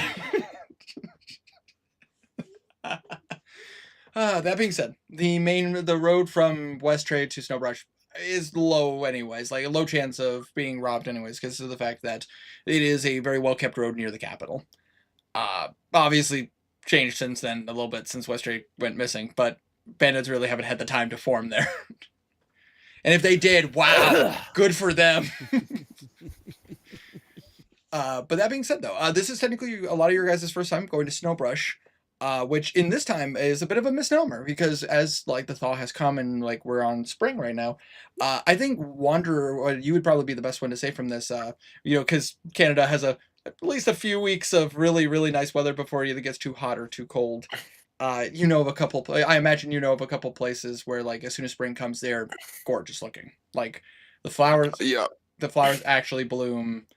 And it's nearby city, Stratford. Is there actually a nearby city called Stratford? Yep. Oh my god. Oh wow. It is a tourist city. I swear, Wanderer, I didn't just look at the Canadian map and go like, yes, this town. It's purely yeah. coincidental. Mm-hmm. I know. I'm aware, Tiny. I keep forgetting. Nearby city called Stratford is very pretty. Pretty much any time of the year, though. Oh. It's a tourist town. It's very theater. It has one of the best theaters in Canada, and the same theaters. I believe it's one of the top rated in the North America. Hey, that's awesome. It's called the Stratford Festival Theater. I could be wrong. That's actually really cool. Point. But either way, not the. It's fine. It's Trying cool. to keep this on track. I'm not doing a very good job. Hey, okay. So that being said, though, but I was just saying in general, water, you probably have one of the best ways to look at it, considering, you know, being from Canada and like I also being from Minnesota understand this stuff. Like, there's just a couple places that are covered in snow most of the year, and then you just catch a town on the best time, and it's one of the most gorgeous places. But as you guys approach, like you see this very like it is a city, so you do see that there is like a nice sized wall that it protects it, but it's not like Westray where it's like super reinforced and fortified. It's more strategic. Aegir being raised in a stronghold, about to say, you know, being part of the Firecrest, you would know that how the city walls are formed and everything very much remind you of like the ramparts that protect the iron fortresses of Firecrest. It is like they're very much designed for like aerial combat. Like if shit were to come at them from a higher place, which considering fire giants deal with a lot of stuff from the Underdark, like yeah, there are creatures that literally try to attack from above. About to say, especially like ropers and stuff like that, especially considering the fact that fire giants are at the right size to be able to be attacked. So like they'll design ramparts and everything specifically to be able to protect them from stuff from above. Which kind of makes sense because this is rock territory. Yeah, it makes sense. But that being said, though, as you guys come in, what time are we getting there? About to say this is true. We are fast tracking a little bit with horses.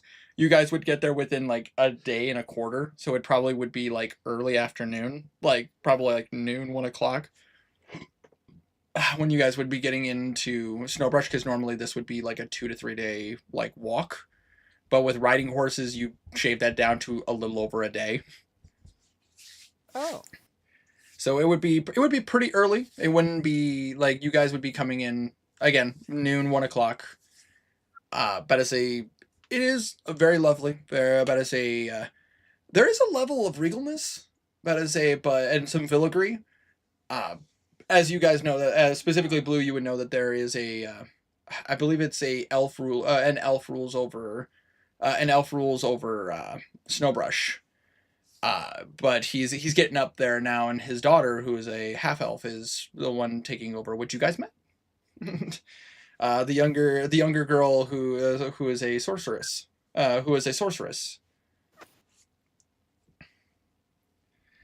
But that being said, though, I imagine you guys were not planning to stop, and you were planning to keep going. I would prefer to keep going, yes. Any arguments? I have an invitation to the Artist Manor, but yeah, we should move. That's completely fair. Something to come back to. But as you guys progress, about to say, you do like see some people go like, who are those people? Huh? Oh, okay.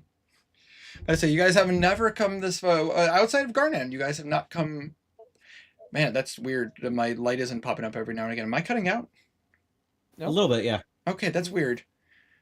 But I say, you're seeing some people like kind of give that look of like they look familiar. We've never seen them before, but that's cool. As you guys have never, aside from Garnan, none of you guys have been this far north. Most of you guys have been closer to the southern part of the country, and the furthest north you guys have gone is Patstow, which changes now as you guys head through.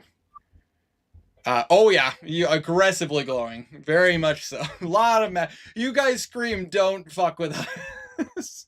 Oh yeah. But that yeah. But that being said, allow me to describe this. As you guys are kind of getting out of Snowbrush, you can now see the Padstow Pass, which we have the power of multiple guts and anime on our side. That's awesome. Basically, as you guys leave Snowbrush and head towards the Popero Mountains, Garnan, this looks no different than when you pass through the Panilla Pass. Yeah, the Panilla Pass when you originally came in from Tuscadol. You see this massive, like, it literally looks like someone carved a path through the mountains. You are seeing this, like, one singular walkway, essentially. Like, it is about, like, 10 feet wide, so it's not like it's a cramped, like, pass. But it is, like, if I had to make a comparison, do you guys remember the trench in Finding Nemo when they were told, like, you need to go through the trench, and they saw, like, Over it. the fucking about to say swim. Sorry. Yeah, when they were told to swim through it, not over it. You remember, like, the fucking how those two massive, like, fucking, like, stone. Yeah. Hold on. I'll get a GIF that shows it. Yeah.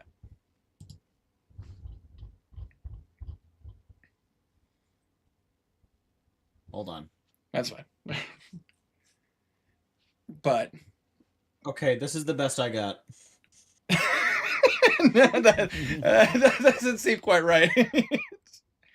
But essentially, I think the apt way to look at it is very much like, imagine if there was literally a not too narrow but not too wide fucking pathway between two massive mountains. There you go. Yeah. Posted in Discord. Yeah, very much. But now imagine that being several miles higher. But as you walk up, you do see that there are a couple of guards that kind of look at you.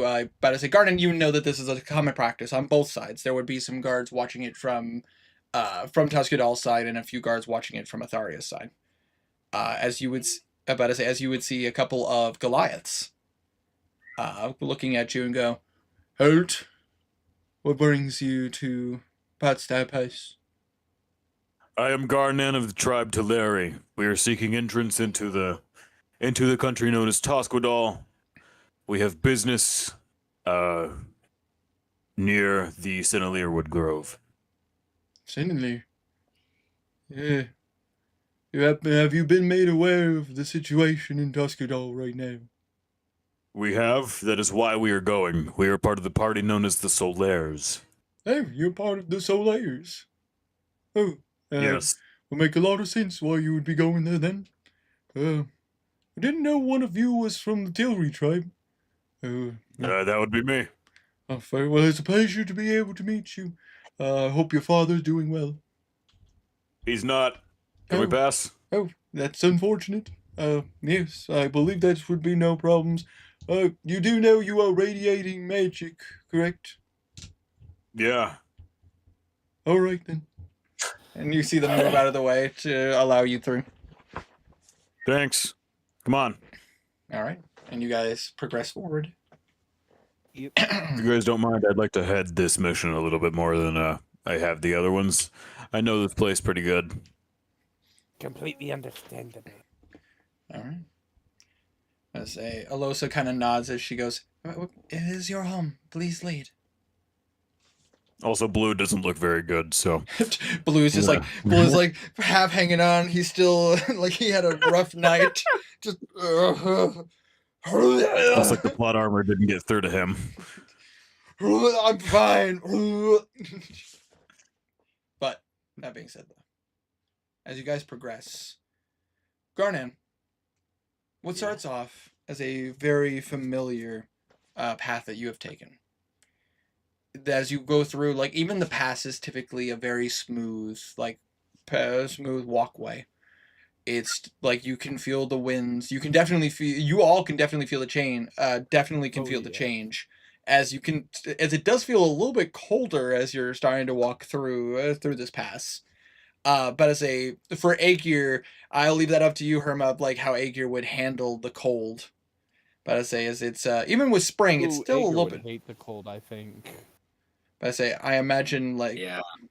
just the fire just like I miss my cave. Hey, Alosa, could you do me a favor? Yes. You The still have that fire ring of within me Deathward? burns brighter than the snow around me. Oh, what are you looking for? Scanning the area? No, the ring of Deathward. Do you still have it? Oh yes, I do. I say Okay. Do you want to hang on to that, or do you want me to take it back? up to you. But I say I have no problem being it. You just had me hold on to it for you. I mean, if you feel like you're safer with it, then you may keep it. However, I have gone down a lot. This is a and this is a WAF question. Do you want the healer to have the ring of death for? Yeah, probably. Yeah, definitely keep... How cold are you right now? I'm fine for right now, but I say, but I do have a coat in case it gets too cold. Okay. Well, if you start to get a little bit too affected, let me know. I can help. Absolutely. I will be sure to let And you he's saying know. this as they're like going forward. You just see Ache, you're like, oh, this bullshit. But Garnan, as you're leading the pack and heading in, you can feel like that chill in the air, which for you, oh my god, thank the gods, finally. Alosa does have attunement slots open. She is only attuned to 2 items currently.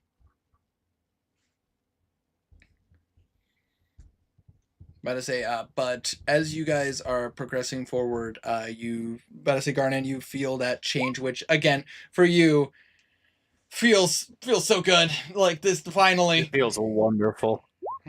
Back in your element. Oh, my fur actually works here. Oh shit, you're right. You guys do have the ring of warmth. Do you want her to attune to it? Hold on. No. First of all, I also have a ring of warmth. Do we just have 2 running around through the party? Because I've had this in my inventory for so fucking long, and I just haven't had to use it because I never take cold damage. I mean, you're a furbolg. I know. It's kind of a Do word. we just have 2? I think so, yeah. Okay. Second note, it does not take attunement. But Or at least I have it marked on my sheet. I believe this version does because it can affect multiple people. Whereas I believe the one you have only affects you. Though you the wearer. Yes, that would be correct. I did not realize his affected multiple people. Okay, that makes sense. Oh. Believe so. Correct me if I'm wrong, Tiny, because I'm trying to remember. Is it just everything you wear, or what did I have it set for? No, it says, in addition, you and everything you wear and carry are unharmed by temperatures as low as -50 degrees Fahrenheit. But while wearing the ring of resistance to cold damage. Why does mine? Mine says it does not take. That is a DM mistake.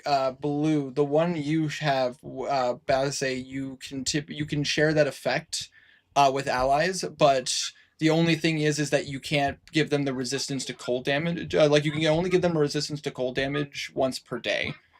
But it can affect a 20-foot range. But like as far as like this, like the natural warmth, you can share that with anybody but it's gonna be like an aura effect. Like think of it like a portable sauna, essentially, where.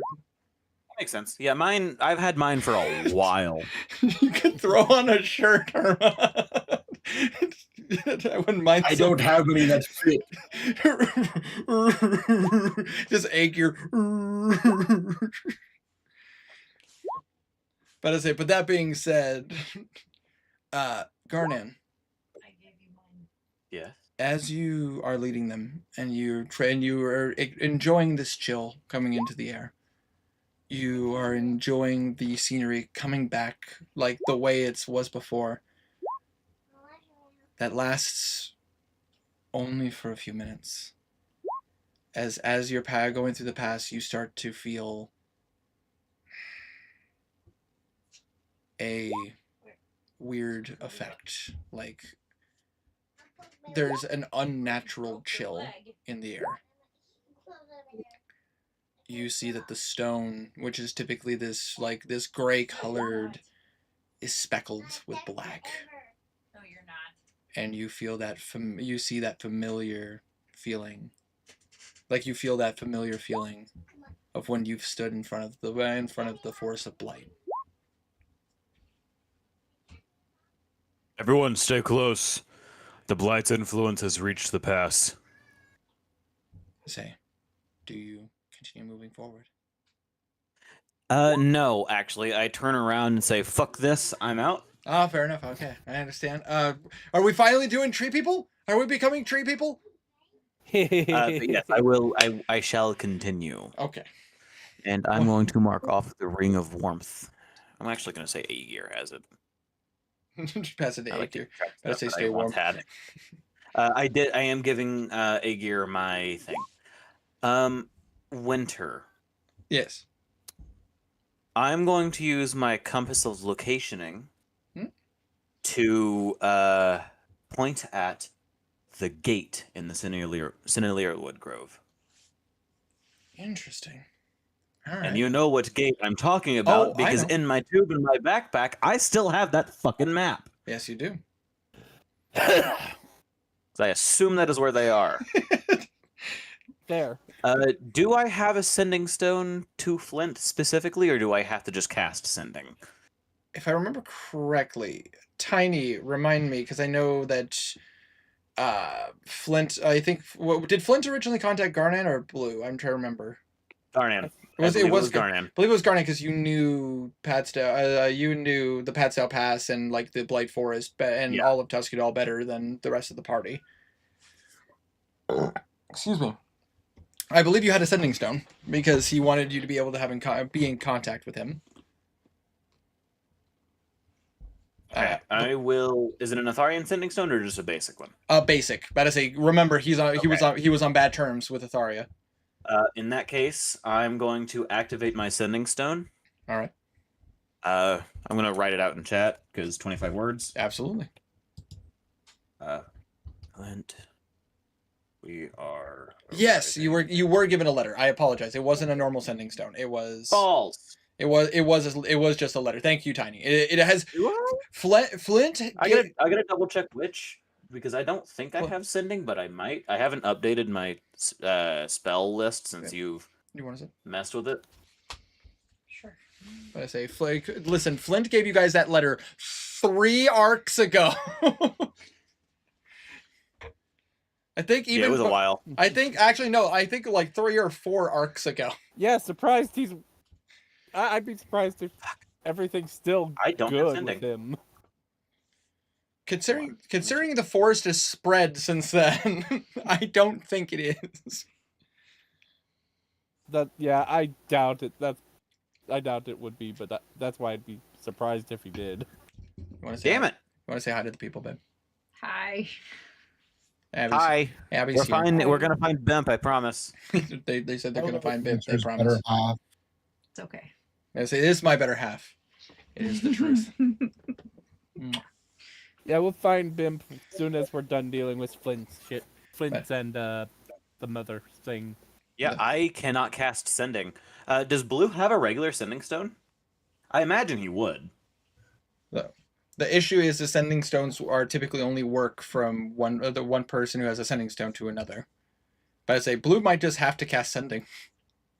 Oh, that's right. But at the same, I thought a base sending stone was just like the sending spell, but in stone. No, Winter's right. It's one to another one. It's like walkie-talkies. So wait, what's different? What's the difference between that and Atharians? So the regular sending stone is once a day. Atharian sending stone is constant. However, regular sending stones, you are able to do it across dimensions. It's just really it's a chance of failure. Atharian sending stones cannot at all. It's true. That's fair. Yeah, it's the trade-off is the fact that Atharian sending stones don't have a limitation, but the problem is that they're rarer, harder to make. That's why they're not mass-produced. But I say they're well known in Atharia because the product just to make it are easier. That's why me and Walf talked about this because he's talked about like what would it take to get Atharian sending stones in Jazzamere, and I'm just like it's a rare material, and he's like, yeah, you're right, it would be harder to get those. It's like. They're a commodity, especially in the Remoran Isles, considering it's a massive trade hub. but the trade-off is the fact that like it Holy does. shit! I forgot I had that. What's up?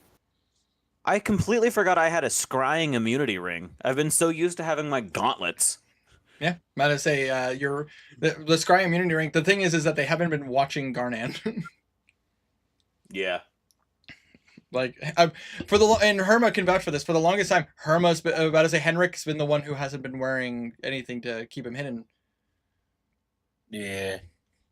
Which turned out to be very helpful at one point. It's true. When they were trying to, when fucking when the Zetarook was trying to reach out to you guys, like Henrik was the only one who didn't. So it actually really worked out. Okay. Yeah, because Alosa has the other scrying immunity ring, does she not? Yep. Or was that taken? Oh no, she does not have that anymore because they took her. They took that item from her. Unfortunately, she would have lost pretty much all of her stuff. Oh, she doesn't have the counter spell anymore, does she? Oh yeah. Gotta say the band of counter. No, the band of counter spell and the ring were the only two things she was able to keep. But there's a reason for that. The rest of her stuff, unfortunately, she lost, which also means her athame. But she would have had time to make a new athame. And a grimoire, I would assume. Yeah, her grimoire. Fortunately, she can resummon. Okay. Okay. I am going to. Well, shit. I would cast Sending, but I do not have access to it for some reason, which does not have it. So I'm going to request that Blue goes ahead and cast Sending to him for me, or for us, rather. For us, please. Yeah, Excuse me. plan. Oofta. I'm just full of burps. Gotta say, Yeah, just requesting that you cast Sending to Flint to let him know that we are on our way, and basically asking where to meet him.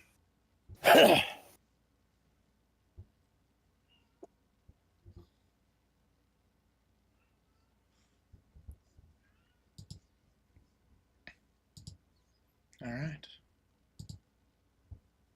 Just waiting on Tiny to type. Coming location. Since the sending is to Flint needs to be short. This is very true. Gotta say, Blue. After some moments, you hear a response. Mid-forest, closer to the Matlock Pass, but potentially in the Blight, if you're desperate.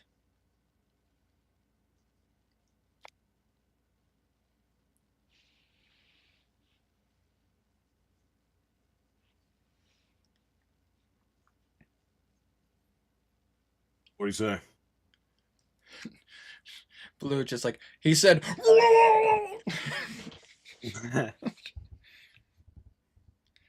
I got a Gatorade. I'm here.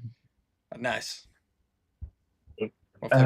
He's in the mid-forest near something called the Matlock Pass. But he said potentially in the Blade if we're desperate. Oh, God, I hate my.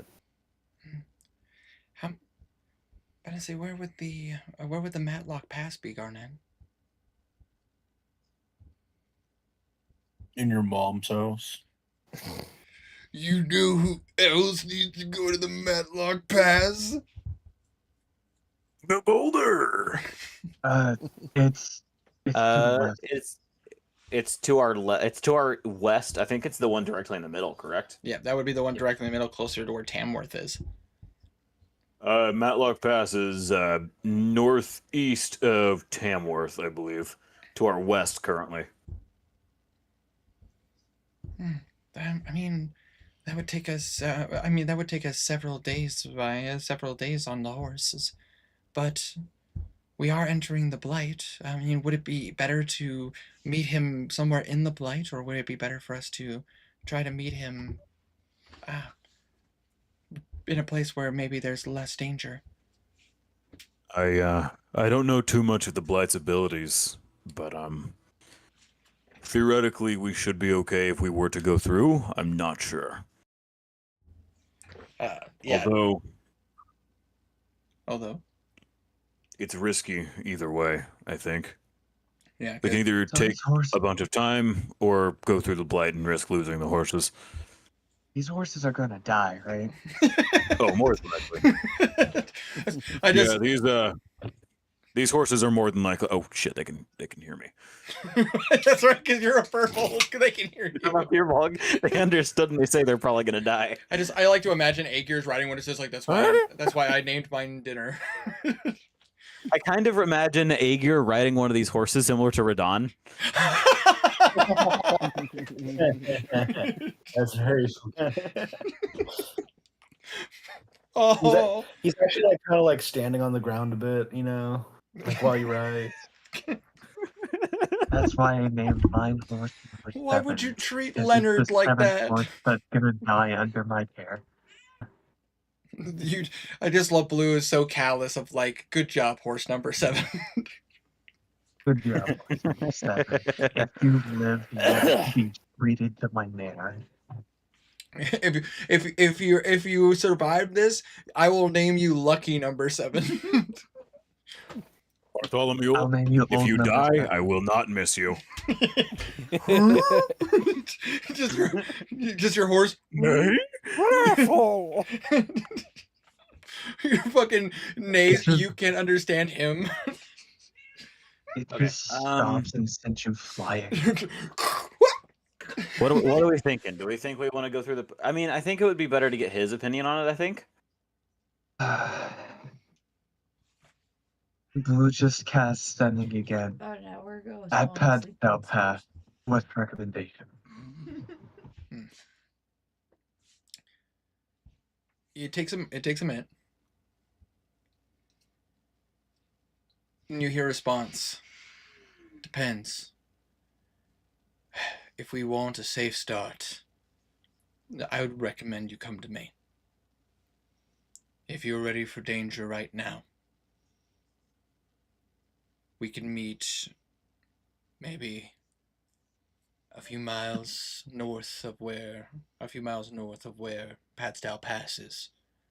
But it'll take me a day to get to you. I think we're ready for danger right now, aren't we? Pretty much. The difference is that you guys don't know what to expect. Yeah. Yeah, but I mean, If we ride a few miles north, we can set up camp and kind of hold position and wait a day for him. Or we travel several days and not know where we're going. I mean, I'm a little bit less familiar with the Padstow Pass area, but as far as I know, it's not any less any more dangerous than the other spots. The blight may change that, and I wouldn't be surprised if that were the case. But I think either way, we're kind of just getting into something we aren't going to know the outcome of. I think we move a couple miles north and wait for him. Actually, hold on. Garnan is. How long has it been since Garnan used his thingy? It has been. Let's see. Because the last I used it, was right before we went to the abyss when we discovered Westray was disappeared. Yes. In 18 days. Yeah, it's been 18 days, so you definitely have it back. Okay. It's been closer to 20 now, but yeah, semantics. So should I be like, what are we getting ourselves into, or be vague about it, or? I mean, that's up to you. How specific? I'm asking the party. That's fair. I was about to say.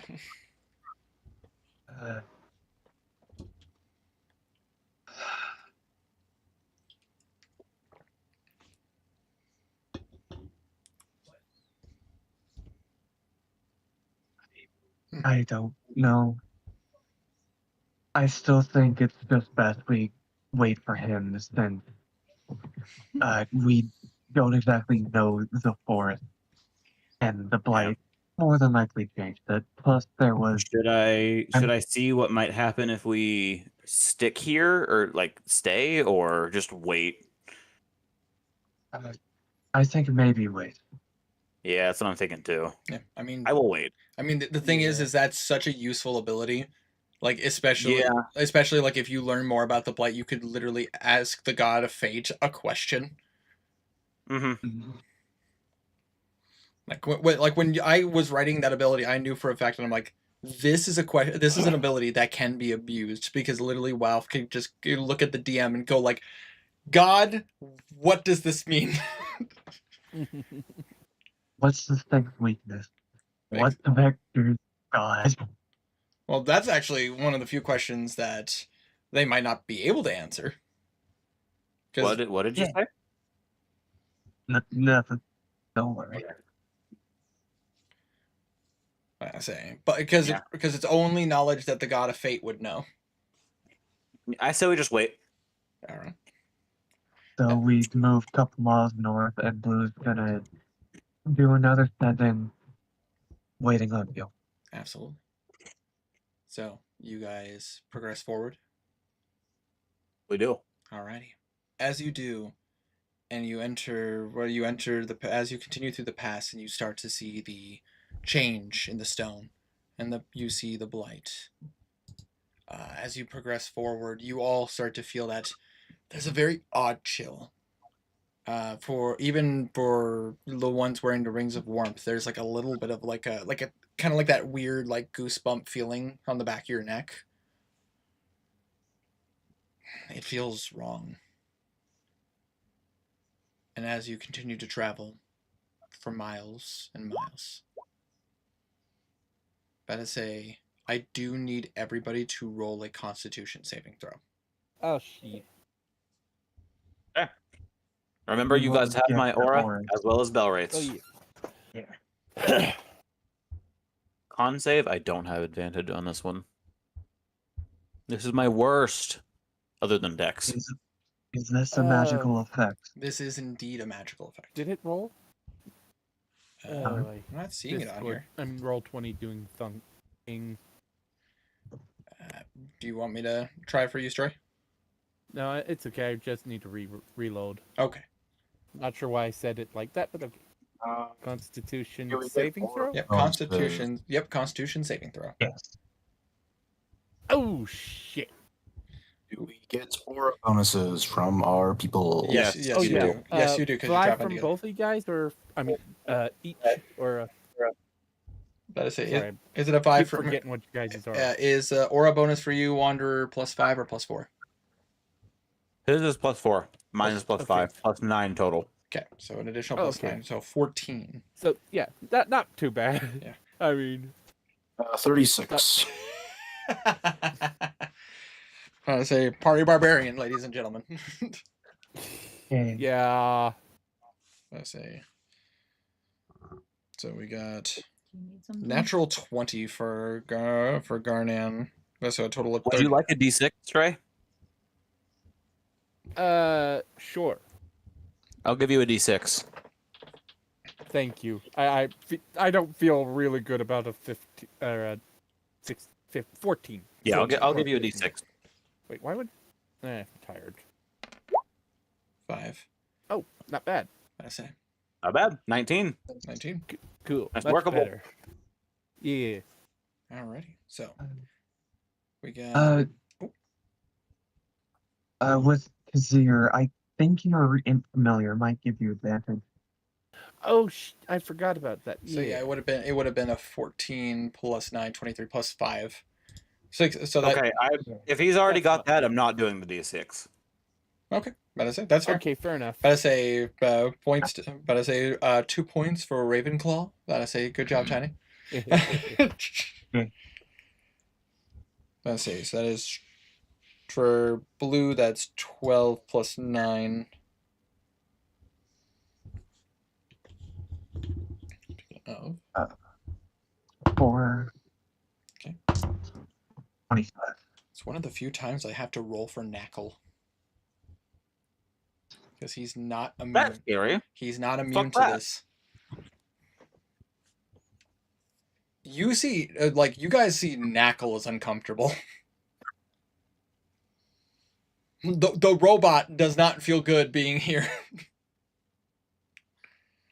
So that's a 25 for Blue, a 23 for Kazir, a 36 for fucking Aegir. Aegir, it's just another day. I don't know what to say, guys. Living my best life. About to say that is a 24. About to say that is a 24 for Losa and a 20 for Knackle. All of you pass.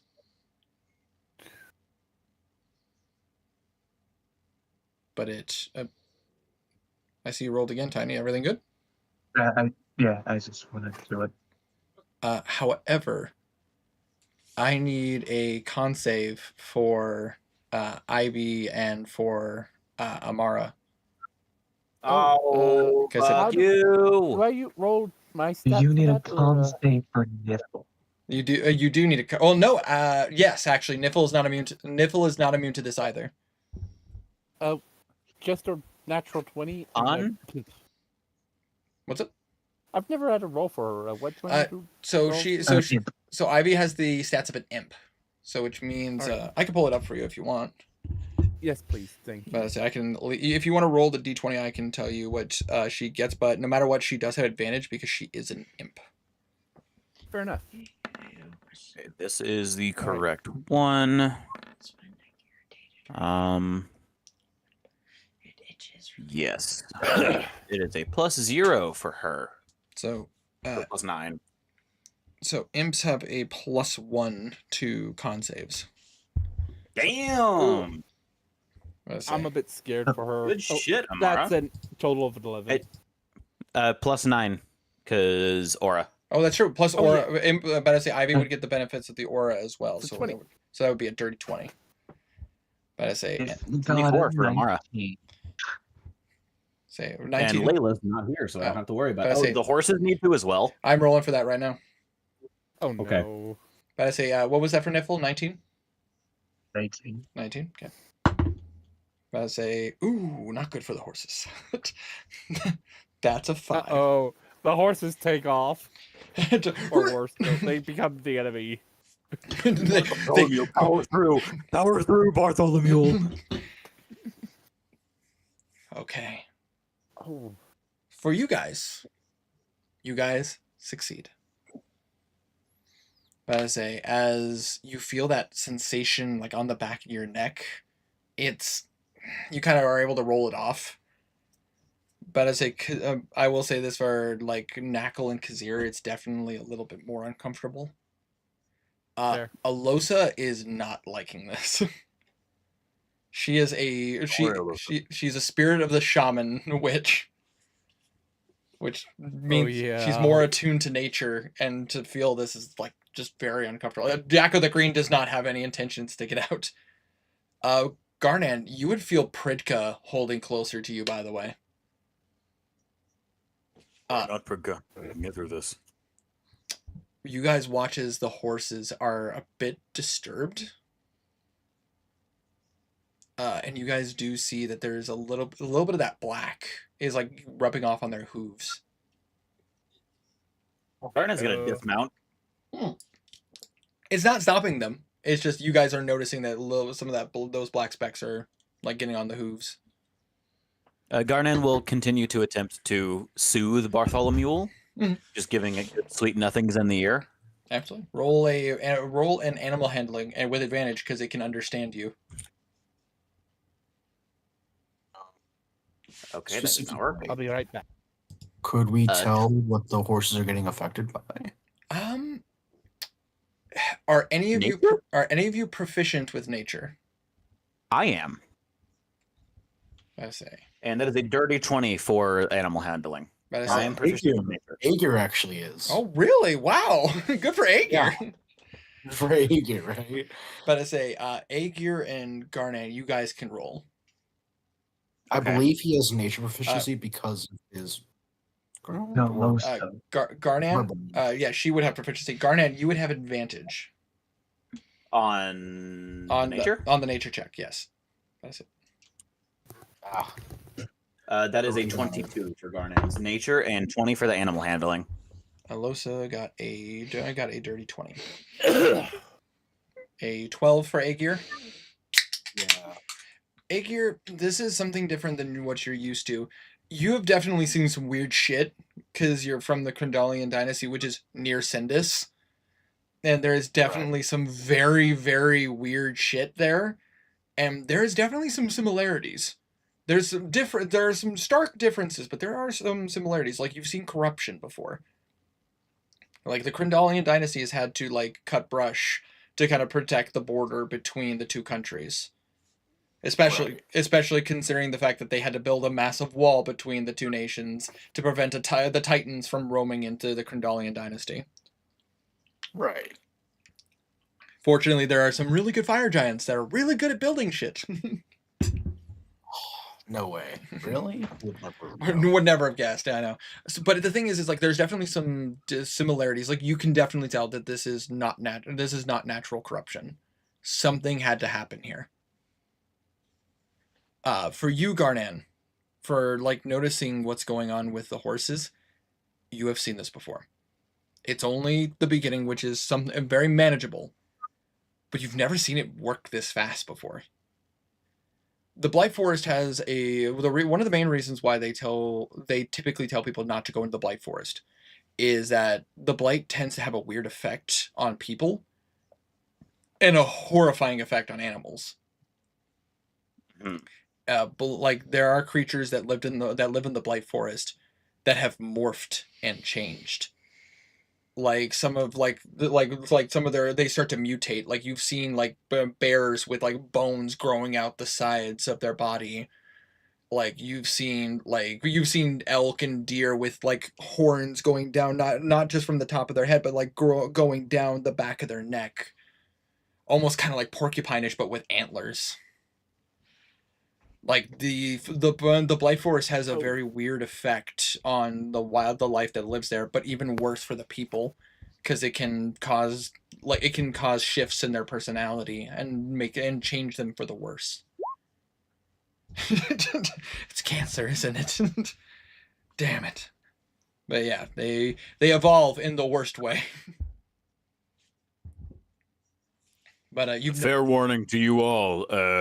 The horses are already starting to mutate because of the blight. I'd be a little careful with them.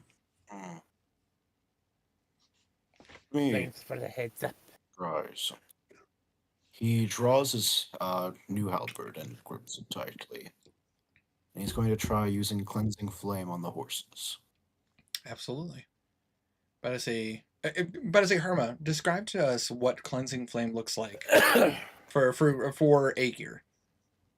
So, as Aegir grips his halberd, the runes light up in an orange glow, and flames wreath down it before floating from it onto the target of his choice, which is one of the horses. And it is covered in a golden-hued flame that will end a disease or blinded, charmed, deafened, or poisoned if it has any of those afflictions. As you see this happen, you watch as the flame kind of trickles and spreads I imagine in a very calm way. It's not like an erratic flame. Right. It's Clint. And as you watch it happen, you guys watch, Garnan, you watch as the specks just kind of like catch by the flame. They fall to the ground and just continuously burn. As you remove their point of affliction.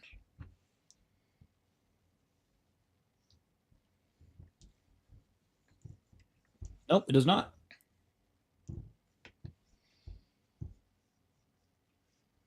But that being said, and he does that for all of the horses. Mm-hmm. But as a Aegir, go ahead and roll me another nature check. Okay. 21.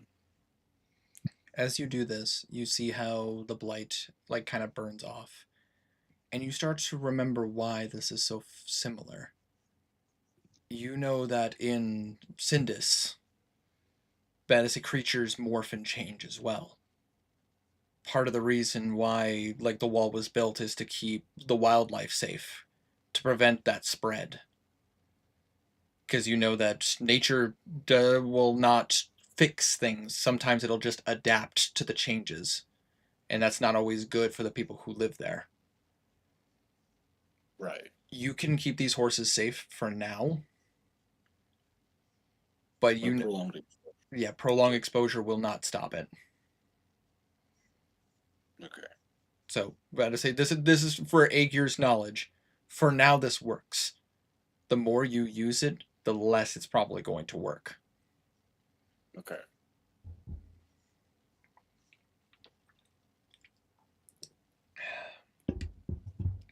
But that being said, though, for now, your steeds are able to work the way that you intended for them to. Did Abby dye her hair? We'll buy some No. time. Her hair naturally changes colors with the amount of sun. Oh. Yeah, when it's the summertime and it's brighter, but her hair goes more blonde, and when it's darker and there's like more clouds, more rain, more snow, her hair gets darker. Can she hear us right now? I'm a strawberry blonde. Yeah, she's a strawberry blonde. No, she can't. Only I can hear you. Abby, blink twice if he scares you. Ralph says blink twice if I scare you.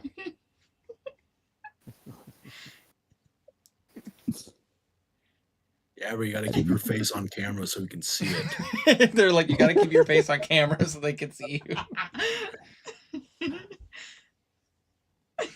But I say, do I scare you? Am I a scary person? No. Can you smother me in my sleep? I mean, yes, I could. Fair. Am I going to? No. But could you? Not yet. Not yet, she says. But anyways. Not a psychopath. Yet. But Aegir, you say that you tell them about your flames. Yes, he says, that won't work forever, but it will buy us some time. Maybe when we get to our location, we, you know what I mean? What? What? No, Pa, this is my horse. I'll do it. When we get to our location, we smear the deer. You know what I mean? That made it even more confusing. Inside check. We fucking kill them, Aegir. We kill the horses.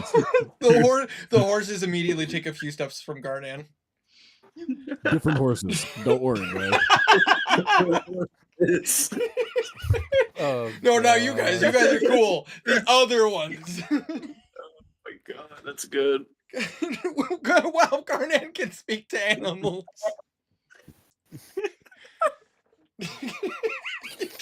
You're just like, to the horses, like, don't worry, trust us, we're gonna kill them. The other horses, you can't see them yet. They go to a different pasture. I don't see the reason to unless they fully turn. I think I killed Winter. You guys broke him. No, guys, there's a real horse. They just go to a different pasture. Yeah, you guys want to know these horses? When do we go to a different pasture? I'm just saying. No, I have a girlfriend. She just goes to a different pasture. Oh my god. Oh. She's a really fast horse, I promise. I promise. Bro. That hurts. I'm sorry. That hurt. She really likes when I take the reins. Oh my god. Not Legend of Avantras ourselves, guys. No, let's not. Let's keep moving. But Alosa goes, I mean, as long as they don't turn, I agree with Akir. We shouldn't have to take care of them, but we definitely should keep our eyes on them. There is this weird feeling. I forgot to buy food for them.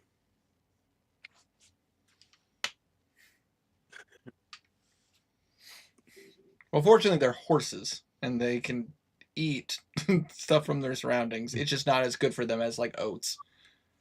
Yes, eat stuff from the blight. Fair point. Fine. I can cast Goodberry, I think. If you can't, I can. Weird. And if neither of you can, I can wish for food. I can wish for food. And I mean, you can. Gotta say, you have the spell. You have. But that being said, though, do you guys progress? Yes. All right. As you guys progress, I would ask Garnan. I need you to go ahead and roll me a survival check. You do have advantage. And if 2 people in this party would like to roll perception checks, you can. That is a 27 for Garnan. Nice. I'll roll perception. Can I get like assistance from Yes. Niffle can give you advantage, as well as Ivy can give Kazir advantage. Cool. Definitely will do that. I don't know why I keep forgetting that. I mean, it's the benefit of the familiar. Why is it not? All right, that'll be a 35. Nice. There we go. I say 31. Oh wait, Jesus. I rolled. Oh. No, I rolled 31. Holy shit! I say, God damn, guys, calm down. No. You, no, I want to see. I see all. Wait, what do your elven and what do your tabaxi and human eyes see? With Garnan, with you focusing, like you're back in your element. You're back in your home. It's definitely not the same because you can feel the change. But on the bright side, where the blight, where like you see the blight, it's not as bad as the true blight forest. You know that like entering the blight forest, there's like the leaves have blackened. There's like gray. They're about to say the bark had turned gray. You could like almost like life had been sucked out of it. You've seen like the grass is just this dirty brown. But here, it's more like you can see the spreading of it. Like some of the leaves are starting to change. The bark is starting to change in color. The grass is still green, but you can see it's lost some of its luster. Right now, at least where you are, it's not as bad. But the fact that it's gotten this far. That's this blight spreading not as bad as it usually is in the actual blight forest, but the fact it has gotten to this stage already is a bit concerning. But that being said, while you are Garnan, you're able to use landmarks to be able to kind of get a judge of where you're supposed to go. As normally, like for people, like obviously for any of you guys have gone hunting or have done like actual camping, I don't really need to tell you this, but as there are ways to like mark places that you've been. There are easy ways to mark like parts of the forest that it's easier for you to navigate. Yeah, Garnan just stops at every tree and pees on it for a second. Hold on, excuse me. Just need to bleed the lizard, if you know what I mean. But as you... No one is here. But as you guys are like progressing, Kazir and Blue, you're trying to... You're Blue... Shut up, I was trying to keep moving. But Blue and Kazir, as you guys are watching, you guys are kind of keeping your eyes out. And, I mean, immediately you are definitely seeing signs of... the change of like a change in nature. Like you are seeing, like you see a couple of animals that look relatively normal, and then you see a couple of animals that don't. You better say, as you're kind of like Blue, like you're watching and you see like a deer looking relatively the same, like just as they normally do, a buck like traveling through the forest. But then, as soon as you kind of like as you're progressing forward, you're like, oh, cool, there's some possums, and then you see the possums have like multiple eyes, and you see that like their fur almost looks like sharper than it normally is, and like as soon as it sees you, it goes and like goes like runs away. Oh hey, a deer. Oh hey, not a deer. No way. Kazir, as you're kind of like looking around, there's a little bit of a chill as you see a massive size spider, like several feet wide but like several feet tall, like.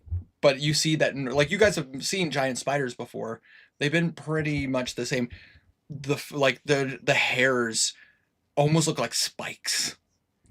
You see that the web you see the web that it's on does not look like silk. It very much looks like, it almost looks like iron, almost looks like iron. Oh. As you just see like as it's but it almost sounds like scratching metal when it's literally moving along its web. Like very like you know what I'm talking about, like that, like horrifying but cool. Like that as like metal literally scratching against each other. Yes, the world's most adept ambush predator. Squeak? Could you imagine just a spider going? Oh no, that spider is crawling through the trees. Squeak, squeak. It's got its own pair of sticky squeakers.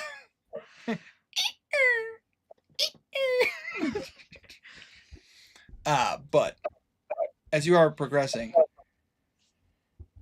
Blue and Kazir,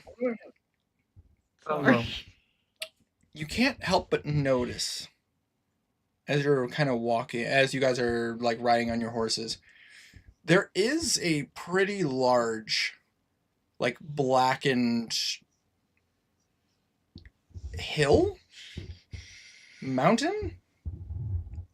It's hard to tell from the distance, but it stands out, and it's kind of hard to miss. There. I roll something. Absolutely. A history check. Absolutely. Remember all that time back when, where Kazir first got introduced to Nugget Moy? He climbed this massive creature that was, usually taken control by druids. Oh yeah. Mm-hmm. Right? Absolutely. You can roll a nature. Like a history. This would be a history check, yes, because you know of the creatures. Know what it is, but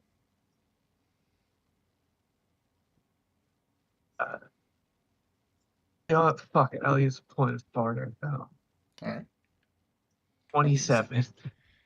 You know of those creatures. They are massive in size. They can grow to be like the size of a hill, the size of a hill if they're like trained properly. They can, like, as I explained in the past, if you about as a good memory, by the way, about to say the creature, they can grow to like the size of like multiple elephants. Like these can become colossal creatures. This looks similar, but it's not the same. This one is much bigger. Because this is what it looks like from a distance. Oh, you're saying this one. So this is a living creature. Got it. But the thing is that with that, you would be able to see the markings, though. Like, you've seen, like, what they look like. But I say, Blue has passed by them. He knows what they look like. This doesn't look right. This looks so wrong. Do you look at it? Like, hold your gaze. Blue is going to hold his gaze, trying to see for any movement. As you hold your gaze, you watch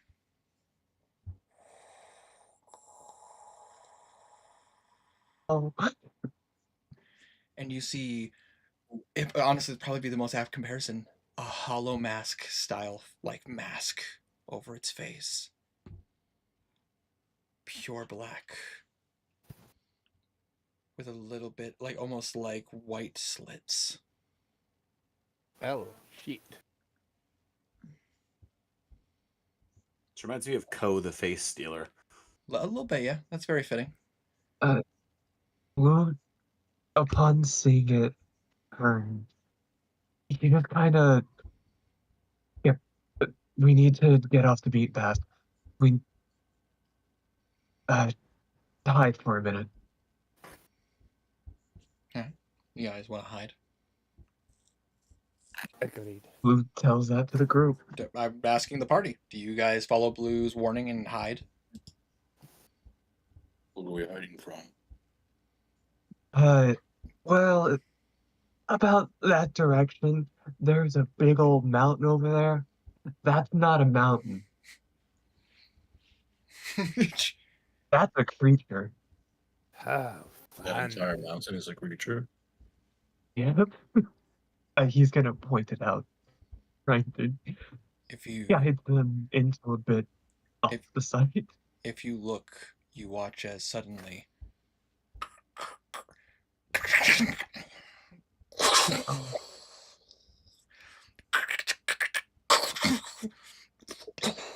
as you guys can feel the ground starts to shake. As you guys watch as this mountain in the distance gets up and starts to move. Yeah, I agree. We should hide like now. All right. Agreed. Then You are correct. It would not be smart to fight us. I would like you guys to roll a stealth check. Zero, choose your ability. Oh yeah. Wait for another day. Sorry, she's perfectly. Wait, which This ability? just reminds me of what are we gonna do? Fight the sun? Oh, pass without a trace. Yep. Right. Yes. Okay, you said the ability. The ability. And I have like 3 abilities That's that true. could be. But pretty the stealth one. Well, I mean, I have several abilities that could help me hide. That's but I fair. wasn't sure That's if you fair. meant- This specifically for the party. Oh. God, that was do I still still like have the that one rabbit point of path corruption, or did that go away? I forgot to ask. That would have went away after you've taken a long rest. Okay, just double checking. This is why you tell us, Winter. But I say, well, Well, he has a lot going on. It's been He's 2 weeks, controlling and I've all been the world. Yeah, and I've been working on other stuff. Well, like I trust you guys ask questions. Look, Aegir knows that this is the smart play, but my God, he cannot hide to save his fucking life. Yeah, I'm using pass without Even with a trace. pass without trace, that doesn't Honestly- break 20. It's a 17. Honestly, this That's is still honestly this is hopefully good enough. for you, Garnan. But I say sorry, not Garnan. Apologies. But I say for you, Aegir. This is this is too God, I have reminiscent. You kind of suffer a Thank bit of goodness I have PTSD, as it almost He feels. does. Yeah, as you're almost. It almost feels like you're staring down one of the Titans again. But this time, He really does kind of want to fight it. But this time you don't have you don't have the fire crest to back you up. You He has the Solaris. you do have the Solaris, but you don't have the fire crest backing you up. 47. 47, nice. Just don't forget about 38. pass without a trace. Oh wait, 38. Yeah. Storm, Pass were you without a trace is hungry? extra 10. And I'm gonna give Knackle Bardic first. Absolutely. I hope you didn't need those. I would roll my dice, but there's a cat in my dice tray. I got you. You cut out through that entire thing, but I know it was the cat. Yeah, there. Oh, the cat moved. It's all good. I'm about to say there was a cat in my dice tray. That's completely fair, Herma.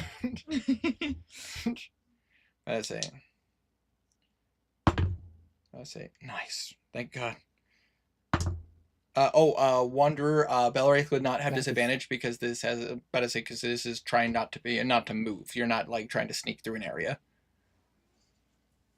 Statue.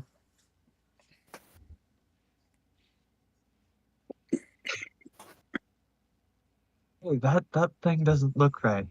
Oh, that's a living thing. Wanderer, are you here? That's what I'm curious about. Wanderer, are you still here? Or are you muted, bud? Or did you fall asleep? Probably fell asleep. He was saying that he was having a hard time. That's fair. No, that's fair. Plus, it's I will pull up his sheet and roll for him. All right. It's all good. It's all good. I am surprised that I remembered that. Gotta say. I mean, yeah, no, I'm surprised you remember that because that was going to be what I brought up. You're cutting out. I know. I think Discord is being a real bastard tonight. Okay. What did you say? I said I'm surprised that you remembered. That's what I was going to bring up, that exact memory, to see if you as a player remembered, because of the fact that I explained that that's a thing in Atharia. Those creatures roamed and were taken care of on the east side of the country. I remembered without needing him. Exactly. No, about to say, more power to you. About to say, you know what, Tiny? Point of inspiration. Good job. Hell yeah. About to say, remembering something from what, 4 years ago? Yeah, fucking literally 4 years ago.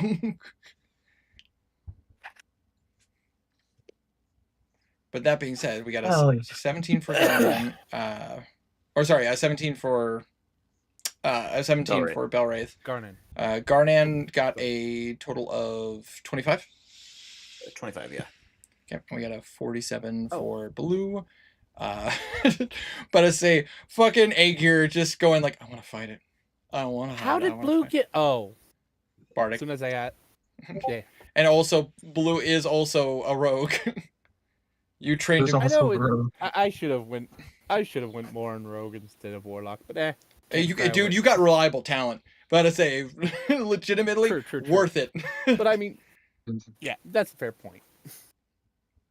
I say, but you got 5th level spell slots from being a warlock now. True. So, but I say. Wait, 5th level? Yeah, you got your spell slots are 5th levels now. Oh, every spell you cast is 5th level. Yeah, every spell you cast now is at 5th level. I'll have to go back through that. I don't know why I thought I could only get 4th level. Whatever. No. But I say, I'm being scolded by my wife to wear my reading glasses. Well, she's right. You've been staring at a screen for hours. And I also need to wipe them off. Get me here. Would you wipe them off for me, please? Look, he has a point. You've been staring at a screen and you record them. Those are really for your... Yeah, right. That's why I said, please and thank you. No, I asked because I wanted your attention. I'm hitting on you. Is it working? What the? I'm going to assume yes. Obviously. But that being said, though. Party rolled kind of garbage. Yeah, kind of garbage. Yeah. But I say, Alosa and Knackle both rolled pretty good, though. With Pass Without a Trace, Knackle of all people got a 27. Wow. Did he use the Bardic? Oh, that's a good point. Bardic Inspiration. Yeah, because I gave Knackle Bardic since he's, not exactly Dex. I say, so that is a 35 from the robot.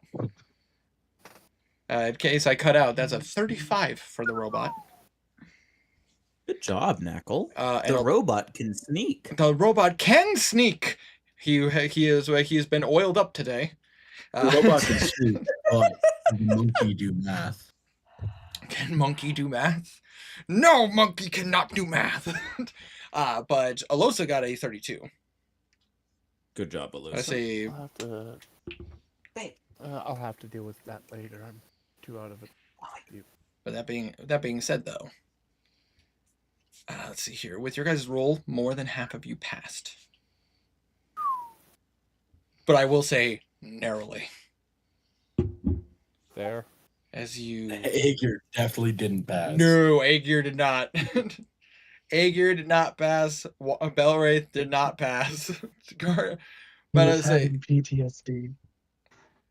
fucking Garnan barely passed. But I say, but you guys feel the as the creature just kind of moves, and as it gets closer, it's starting to look a bit different. Now that you're getting closer, its eyes, you can definitely see, like like I described before, that hollow mask, hollow, like that porcelain, like white hollow mask, just kind of over the face, the black eyes with the white slits. Gotta say, actually, I think I have a picture that I can at least somewhat show what this looks like. Is that better? A little bit, yeah. Did I not clean them good enough? No, thank you. I appreciate it. My brain's just... Babe, you're amazing. I just want you to know that. You're welcome. Just so the guys can know, too. What? Look, just don't let her know that we're complimenting her boy husband, her boy wife. Man,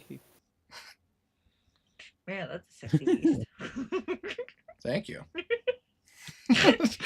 Winter, you're screaming. Kill. You don't need another child. God. Oh. So what I'm going to post. But I say, picture this creature, massive in size, walking on all fours, and that porcelain-like mask on the face. Kind of reminds me of the Nightmare King. Or, no, sorry, not the Nightmare King, the Nowhere King. Looks like this. Oh, hey, that thing. Ooh. Thanks for the nightmare fuel. You're welcome. I know. I know love what him. that's. Is I he know what single? that's originally supposed to be, but it's definitely different here. It's definitely different, but there are similarities. Uh-oh. Why does that scare What is it me? originally? I'm not telling you. Yeah. But you actually, you might end up wanting to use it. So I forget the name though. Oh, I know exactly what it's called, and I've let's just say a couple of abilities. Yeah. I'm not going to look it up either in case Welf wants to end up using it because it is an undead creature. It's technically an undead, but there's like more to it. Yeah. But yeah, no, this is a smaller version of what I'm describing. What I'm describing, again, as it gets closer, you guys saw the size from a distance. As it gets closer and you see it like is walking over you, you see these tendrils, the tendril-like fingers. Rather than being the points you see in the image, they're almost vine-like. As like they touch the ground, you watch as it kind of burrows in the soil. And Garnan, you watch as one of them wraps around a tree and gets close to you. And that tree immediately blights.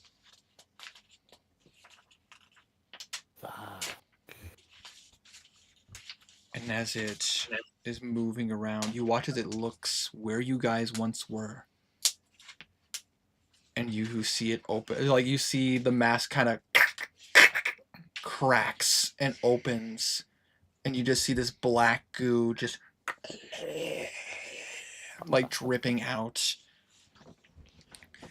You see it lift up its head.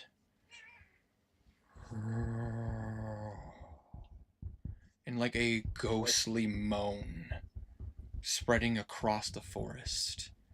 I need you all to roll wisdom saving throws. Shit. Is this the source of the blight? Does Possibly. Belwraith have any stuff for wisdom? Is this mental manipulation at all? Better say it is. Come on. Better say this is not 18. mental manipulation. Okay. Is this a magic effect? Oh, It is indeed a magical effect. 18. 27. All right, I'm gonna roll. Plus, yeah. Oh, I don't like that sound. Oh, Brilliant, man. I there would goes like Herbert's I would like character. to use my point of inspiration. Good plan. 23 for Belwraith. I think this is when I use my point of inspiration. Oh, he has. It is a magical effect. He has advantage. Better He say. is attuned to that. Did you catch that, Winter? Oh, I heard that. That you're using your inspiration. Yeah. That was a good call. 25 for Belwraith. 29. Okay.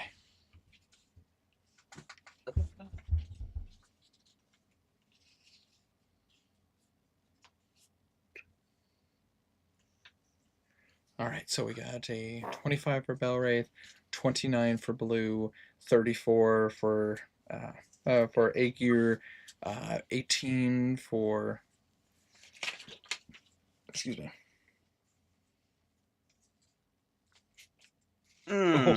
I Do don't we have like to that. roll for our familiars too. But I'd say yes, you would need to roll for your familiars as well. All right. Boom. Are you still attuned to that Good job, Ivy. Mind Fortress ring? The what? The Mind Fortress ring? Never. Oh, you never had? attuned to it. That's right. I never that's did right. that. Yeah, No. because he's got the thing. It's essentially everyone else. Yeah, everyone else, basically. That is a 7 for Amara. Oof, there goes Amara. That's a nat 20 For for Nipple! Let's go! I lived, bitches! Let me see. For Garnan, does a 21 succeed? 21 does not succeed. Do I think a D6 will help my chances? Yes, a D6 would help your chances. Okay, I will roll my D6 then. This will be my first of the day. 24? 4 just fails. Oh. This creature has had time to feed. Do I think I should go ahead and use my channel divinity? Up to you. Or say, fuck it, we ball? Maybe just fuck it, we ball. I don't know. Tiny, I will read this for you in Niffle's voice, just for you. When the world is burning and everyone is dead, all that is left will be Niffle! It could be really bad, honestly, but I don't know.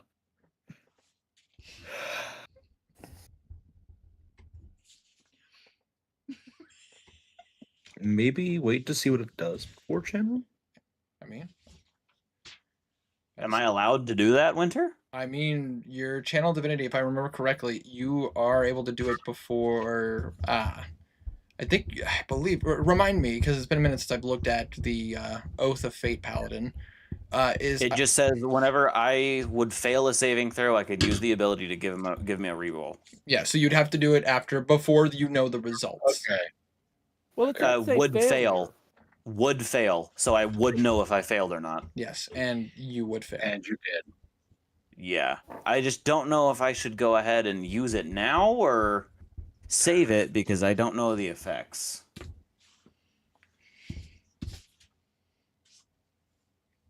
I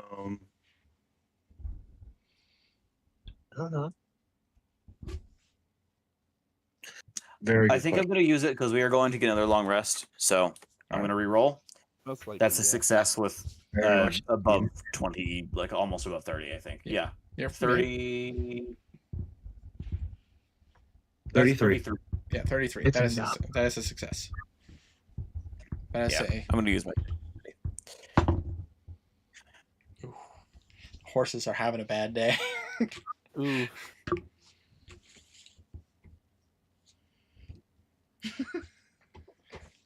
You guys watch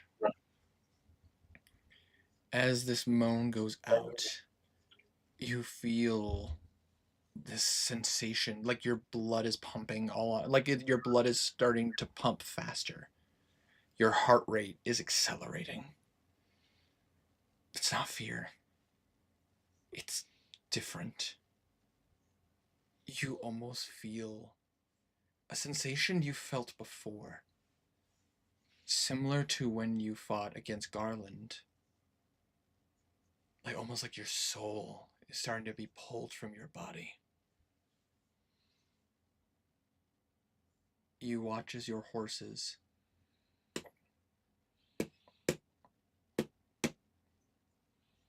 fall down. Their eyes blank. And you watch Garnan. As a witch, you would see this. As these little lights of life start to go up and go into the mouth of this creature. Just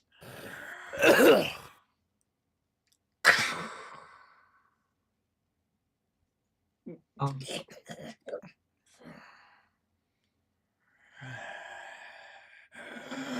gonna turn towards us all and attacks. And I need you all to roll one more stealth check. I was not Pass joking. without, yeah, pass without a trace would still be up. Is this thing like a step above colossal, or is Oh it? yeah. Oh yeah. Hey, I got 3 points higher than my last check. Woohoo! Yes, this would be beyond colossal. Like if this was on a map, this would take up the map. It's like the turtle from Final Fantasy. Yes, it is very much like the turtle from Final Fantasy. Fair. So what you're saying is I would do double damage against it.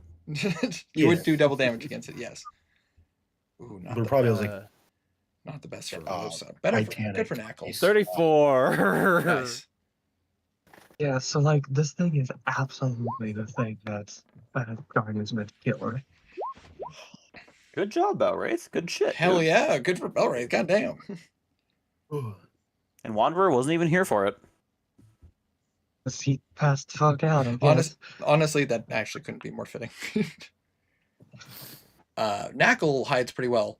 Alosa is petrified. I imagine. Can't blame her one bit. Can Nickel try to help Alosa? But I say, what's up? Like pull on her or something. Oh, absolutely. But I could imagine just calm down. It's okay. nothing but dream. But What the fucking? Don't worry. Everything will fall to Niffle. But I say, Knuckle also. But I say, Knuckle also feels very uncomfortable.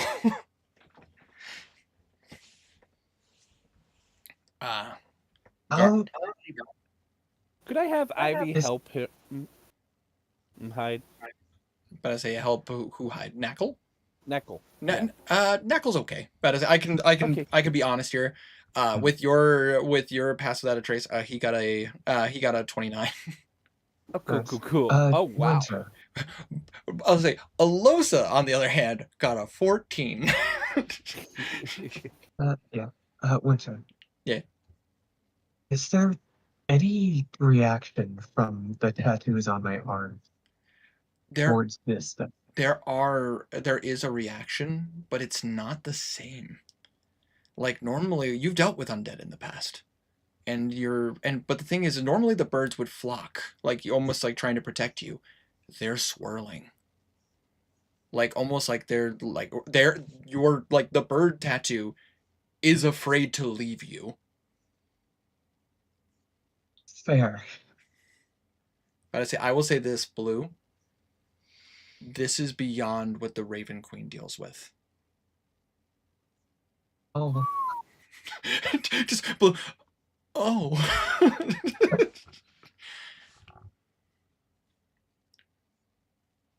So we got a total of 30. We got a total of 35 plus bonuses, so that would be a what, a 34. Sorry, a 44. Wait, what? Sorry, my bad. That's a 35, 47, 30. Knuckle got a 29. Alosa got a 14. Not great. That is a 20 for Aegir. Yep. That is a 29 for Garnan. That would be correct. All right. As you guys are hidden, you watch as the arm goes up, and you see the vines pull up, and Garnan, you see that energy again going up the fingers as it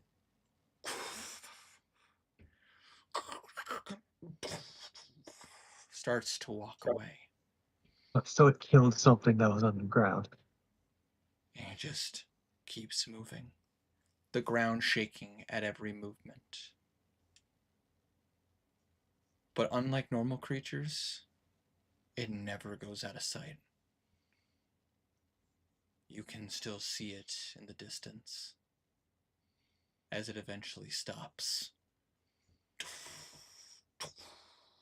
and just kind of takes that shape again. Easily you can mistake it for a hill or a mountain. What would you guys like to do? Get the fuck out of here. So yeah, we hop on our horses and we. Oh. Don't worry, the other horses. Oh. Yes, we're walking. Yeah. Blue. Oh. As you look at the horses, they're not dead. What? Their hearts are still beating. They're still breathing. They're just soulless. Oh. Aegir. Vile thing. One of the Titans can do something similar to this, but nowhere near as strong as this. They can take life, like pull it from the ground. But it's never pulled life from creatures, and it's never done it to this caliber before. This creature is mortifying. What a thrilling hunt! I have a feeling that was the thing the dwarf wanted me to take care of. I also got that feeling. We may need some more help. That is probably stronger than a Titan. Seems that way. We're going to get that help now because Winter. Yes. The way that Flint told us that he had to kill something really powerful in order to break the connection to Yep. You know. Yeah, indeed. He's probably hunting that. I mean, would make a lot of sense. Yep. Seeing it past, Blue just kind of looks down at the corpses. Because they're corpses. Pretty much. Essentially. And he just kind of reaches down and just taps horse number 7. We should put them out of their misery now. I agree. I would say Aegir. You would know this because of your cleansing flame. They will automatically fail all saves against that effect again.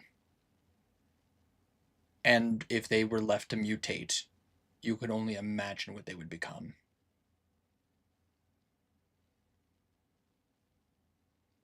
It could be that once it's killed, it may release the soul. However, it's more than likely not that. I would doubt it would be that way. But I'm going to put my horse out of its misery. yes. If you would like me to do the same with yours, I shall. If you'd like to do I it shall do yourself, my own. both do it yourself. Listen, Yes. never mind. I was gonna say a thing because I have an ability that may have been able to save my horse, but that would also probably alerted the thing. And just wanted to ask because I have not gotten to use that ability yet. You get the sense that if you would have interfered with its feeding, it probably would have noticed. Yeah. He is going to just raise his halberd and cleave its head off. Absolutely. I mean, easily done. It can't defend itself, and Yeah. it doesn't. It doesn't even make a noise. Garnan is going to close Bartholomew's eyes, say, "I am sorry, little one," and snap its neck.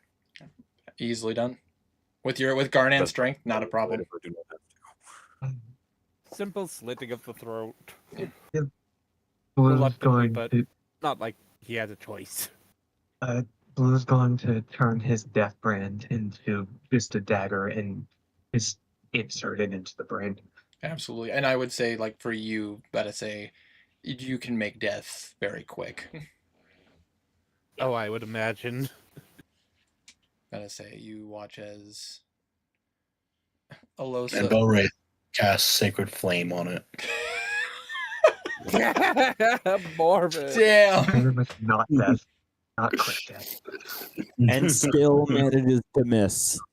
All right, in that case, we up the ante. Flame Strike. Sacred Flame. Belwraith will also snap the neck of his. Yeah, with his strength, because he's still attuned to the belt of Fire Giant strength. But I say, Oh, he never updated his sheet to be at max health and stuff. That's fine. don't worry about it later. And you guys look as like Alosa is very like Alosa kind of puts her hand like on the mane of her horse. And like you just like no insight needed. Like you see her hand shaking as she does it.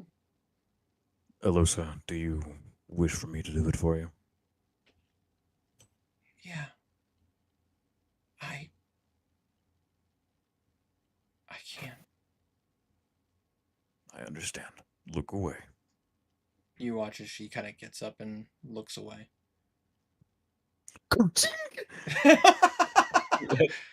As brutally as possible, like rips it apart. Just fucking like I broke its neck like a pest dispenser. Blue's gonna head up to Alosa. He bites it like a simple Lego piece. A lot of your stuff was taken from you when you know. So, here. And Blue is going to pull from his neck a little bird bowl. Oh. I see. What is this? You gave this to me a long time back. Oh, So, yeah. You watch as she puts it on. To know my friend is beside me.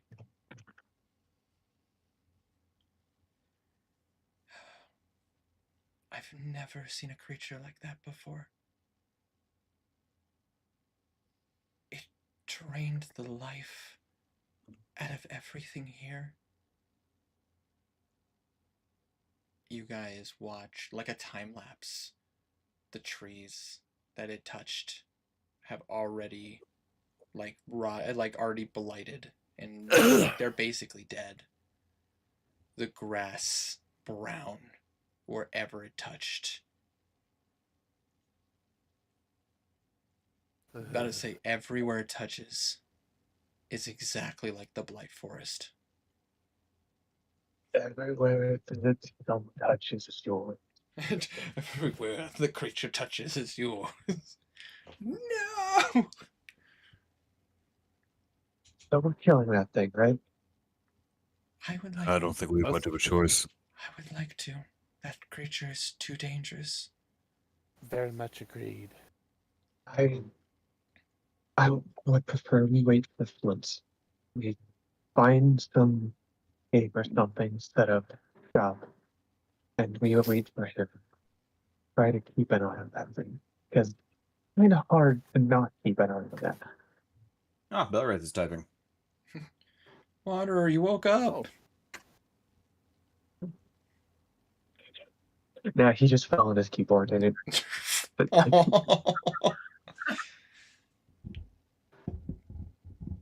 let's see if we can find a cave that up there, and wait for Flint. He said he'd be about a day. Absolutely. Go ahead and, better say, Garnan, would you like to make the survival check to find shelter? I would. Absolutely. Will I have advantage? Indeed. I'm gonna give Bardic and guidance.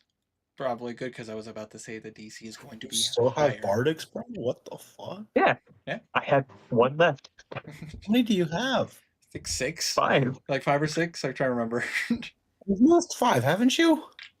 Oh. Gotta say, the first one he used was right before the long rest. Yeah, and then do you not give one to someone else during this? I gave one to Knuckle, and that's been the only one that I haven't used on myself. Yep. And I've used 3 of it. I had one left. It'll be a 28 with. Oh, hold on. That's incorrect. I gotta reroll that. Should I keep the 7? Or do you want me to reroll completely? I did plus 12 instead of plus d12. Gotta say, keep the 7, roll the d12. Okay. Oh my god. So minus 9, so Yeah. That's 19. 19. Would you like a weaker to roll survival? I mean, Aegir, you can roll survival, but you will be rolling base. I can roll base. In fact, I'll roll based. Oh, fair enough. Fair enough. Let's see it. 27. Holy shit. So let me. Garnan is a bit distracted by the fact that his horse just got kablooied. And also, Garnan. Yeah, there. As you're trying to focus, there are rot. There's like sections of rot. Literally, parts of the ground just opened up. There's like small fissures in the ground. Trees broken. The forest is just being destroyed. I would imagine Garnan would probably be very heavily affected by the fact that this is his home and it's basically being wiped out. I could imagine like Garnan would probably be distraught by that. No, more of a purpose, but definitely distraught. Yeah. And you, Aegir, I imagine you kind of pick up on that and you're just like, over here. And like kind of leading. Yeah. Don't want to put words in your mouth, but I like to imagine at least. Yeah, he's not really shamanic, so he's not as bothered by the rot. Yeah. I mean, you're near Sindus. It's part of living. Yeah. It takes time, but within a couple of hours, you guys find kind of a nice spot where there's some small like rock formations, and you do see that there is a cave kind of carved in. Don't know what carved it, but there's a cave carved in. And after kind of taking a minute to just like, I imagine taking a minute to go like, anything in there? I'll fucking kill it. You're able to see that this has been abandoned quite some time ago. It was a badger hole. What badger's this size? I'm fucking. I don't fucking know. But he's gone. Would you guys want to set up camp here? Yes. Let's set up camp. Who's going to send another sending? Okay. And what do you say? Found cave, giant beast. Probably your mark.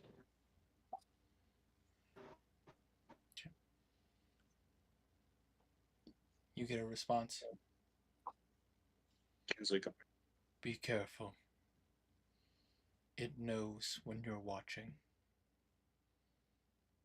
I'll find you. No, the person who is underneath the, Abyssal Lord of the Hunt. Yeah, he's probably real good at finding people. He's pretty good. Oh, yeah. Yeah, I don't want to say what his survival check is, but it's really fucking high. It's plus 23. It's probably more like plus 40. No, he just. They're 6 miles away. just he knows. Just text the direction of the winds blowing. He's like, "Yep, that's them." But I say Garnan farted. I can see it. I can smell it. He just. That's right. It's 6 p.m. He doesn't even look at the sky. Just sniffs the air. 6 o'clock. Got it.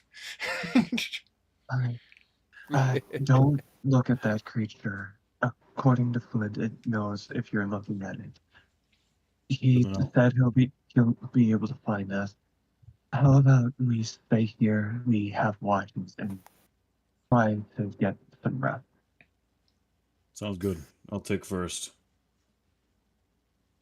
That way we're at tip top when. I will take second watch for our spellcasters. Okay. Blue is going to cast Layman's Tiny Hut and take the last watch. Absolutely. As the party beds down to try to sleep as much as they can, Garnan on watch. The home you grew up in. The home you've known all your life. The home you left almost 2 years ago to come back and see it like this only leaves you probably, again, slightly distraught, but probably way more determined. There's a hunt to be had. And that is where we're going to end the session for tonight. All right. All right, guys. I Welcome. thought you named this session Forge Onward. Yeah, Forge. Did you notice? Yeah. But I say. Nice. But so, guys, welcome to Tuscatol. Man, it's great here. Yeah, it's I love it. But it's awesome. It's great. Yeah, it's so fun. It's had time. So uplifting. It's my exact words is exactly appropriate. It's had time to feed. Okay. I told you guys we should have tried to deal with that one sooner. We didn't have much of a choice. Well, that's not true. You could have left Starlam alone. Yeah. No. Yeah, because that was a good idea. I'm just saying. Well, I mean, a week in our Yeah, let's time just is 2 let days of Alosa their bleed time. dry and, have Philman and Karik succumb to the illness. Yeah, that sounds like a great idea. Well, to be fair, Well, I mean, if we could have done Flint's thing, then save Starlam because it would have taken us a week. It took us almost 2 weeks in their time. The tricky part was just the fact that the party split in the Exeter Desert. That was the tricky part. Oh yeah, fair. Like that's we really didn't have much choice. Yeah, at that point there wasn't much choice. But you guys also could have gone to Tuscadol before the Exeter Desert. But at the same time, you wouldn't have gotten Belrade's dope ass sword. Also, the main would be dead. Oh yeah, almost certainly. Well, no, because you guys went to the Exeter Desert after you did the mission in Uskar. Because remember, you killed the beast of Uskar first before you went to get the sword. So no, the main would not have been dead. Yeah. So listen, D&D is all about your guys' choices and the places that you go. We're here now, and honestly, this is pretty sick. I'm enjoying myself. Fair, Yeah, agreed. I'm gonna go ahead and I'm gonna dip. I'm super tired. I need to shower before I work tomorrow, so I'm gonna Have go a bed. good one. Absolutely. But I say, for stream purposes, thank you guys so much for watching. I hope you guys enjoyed. Make sure you take care, stay healthy, and most importantly, hope you all stay frosty. See you.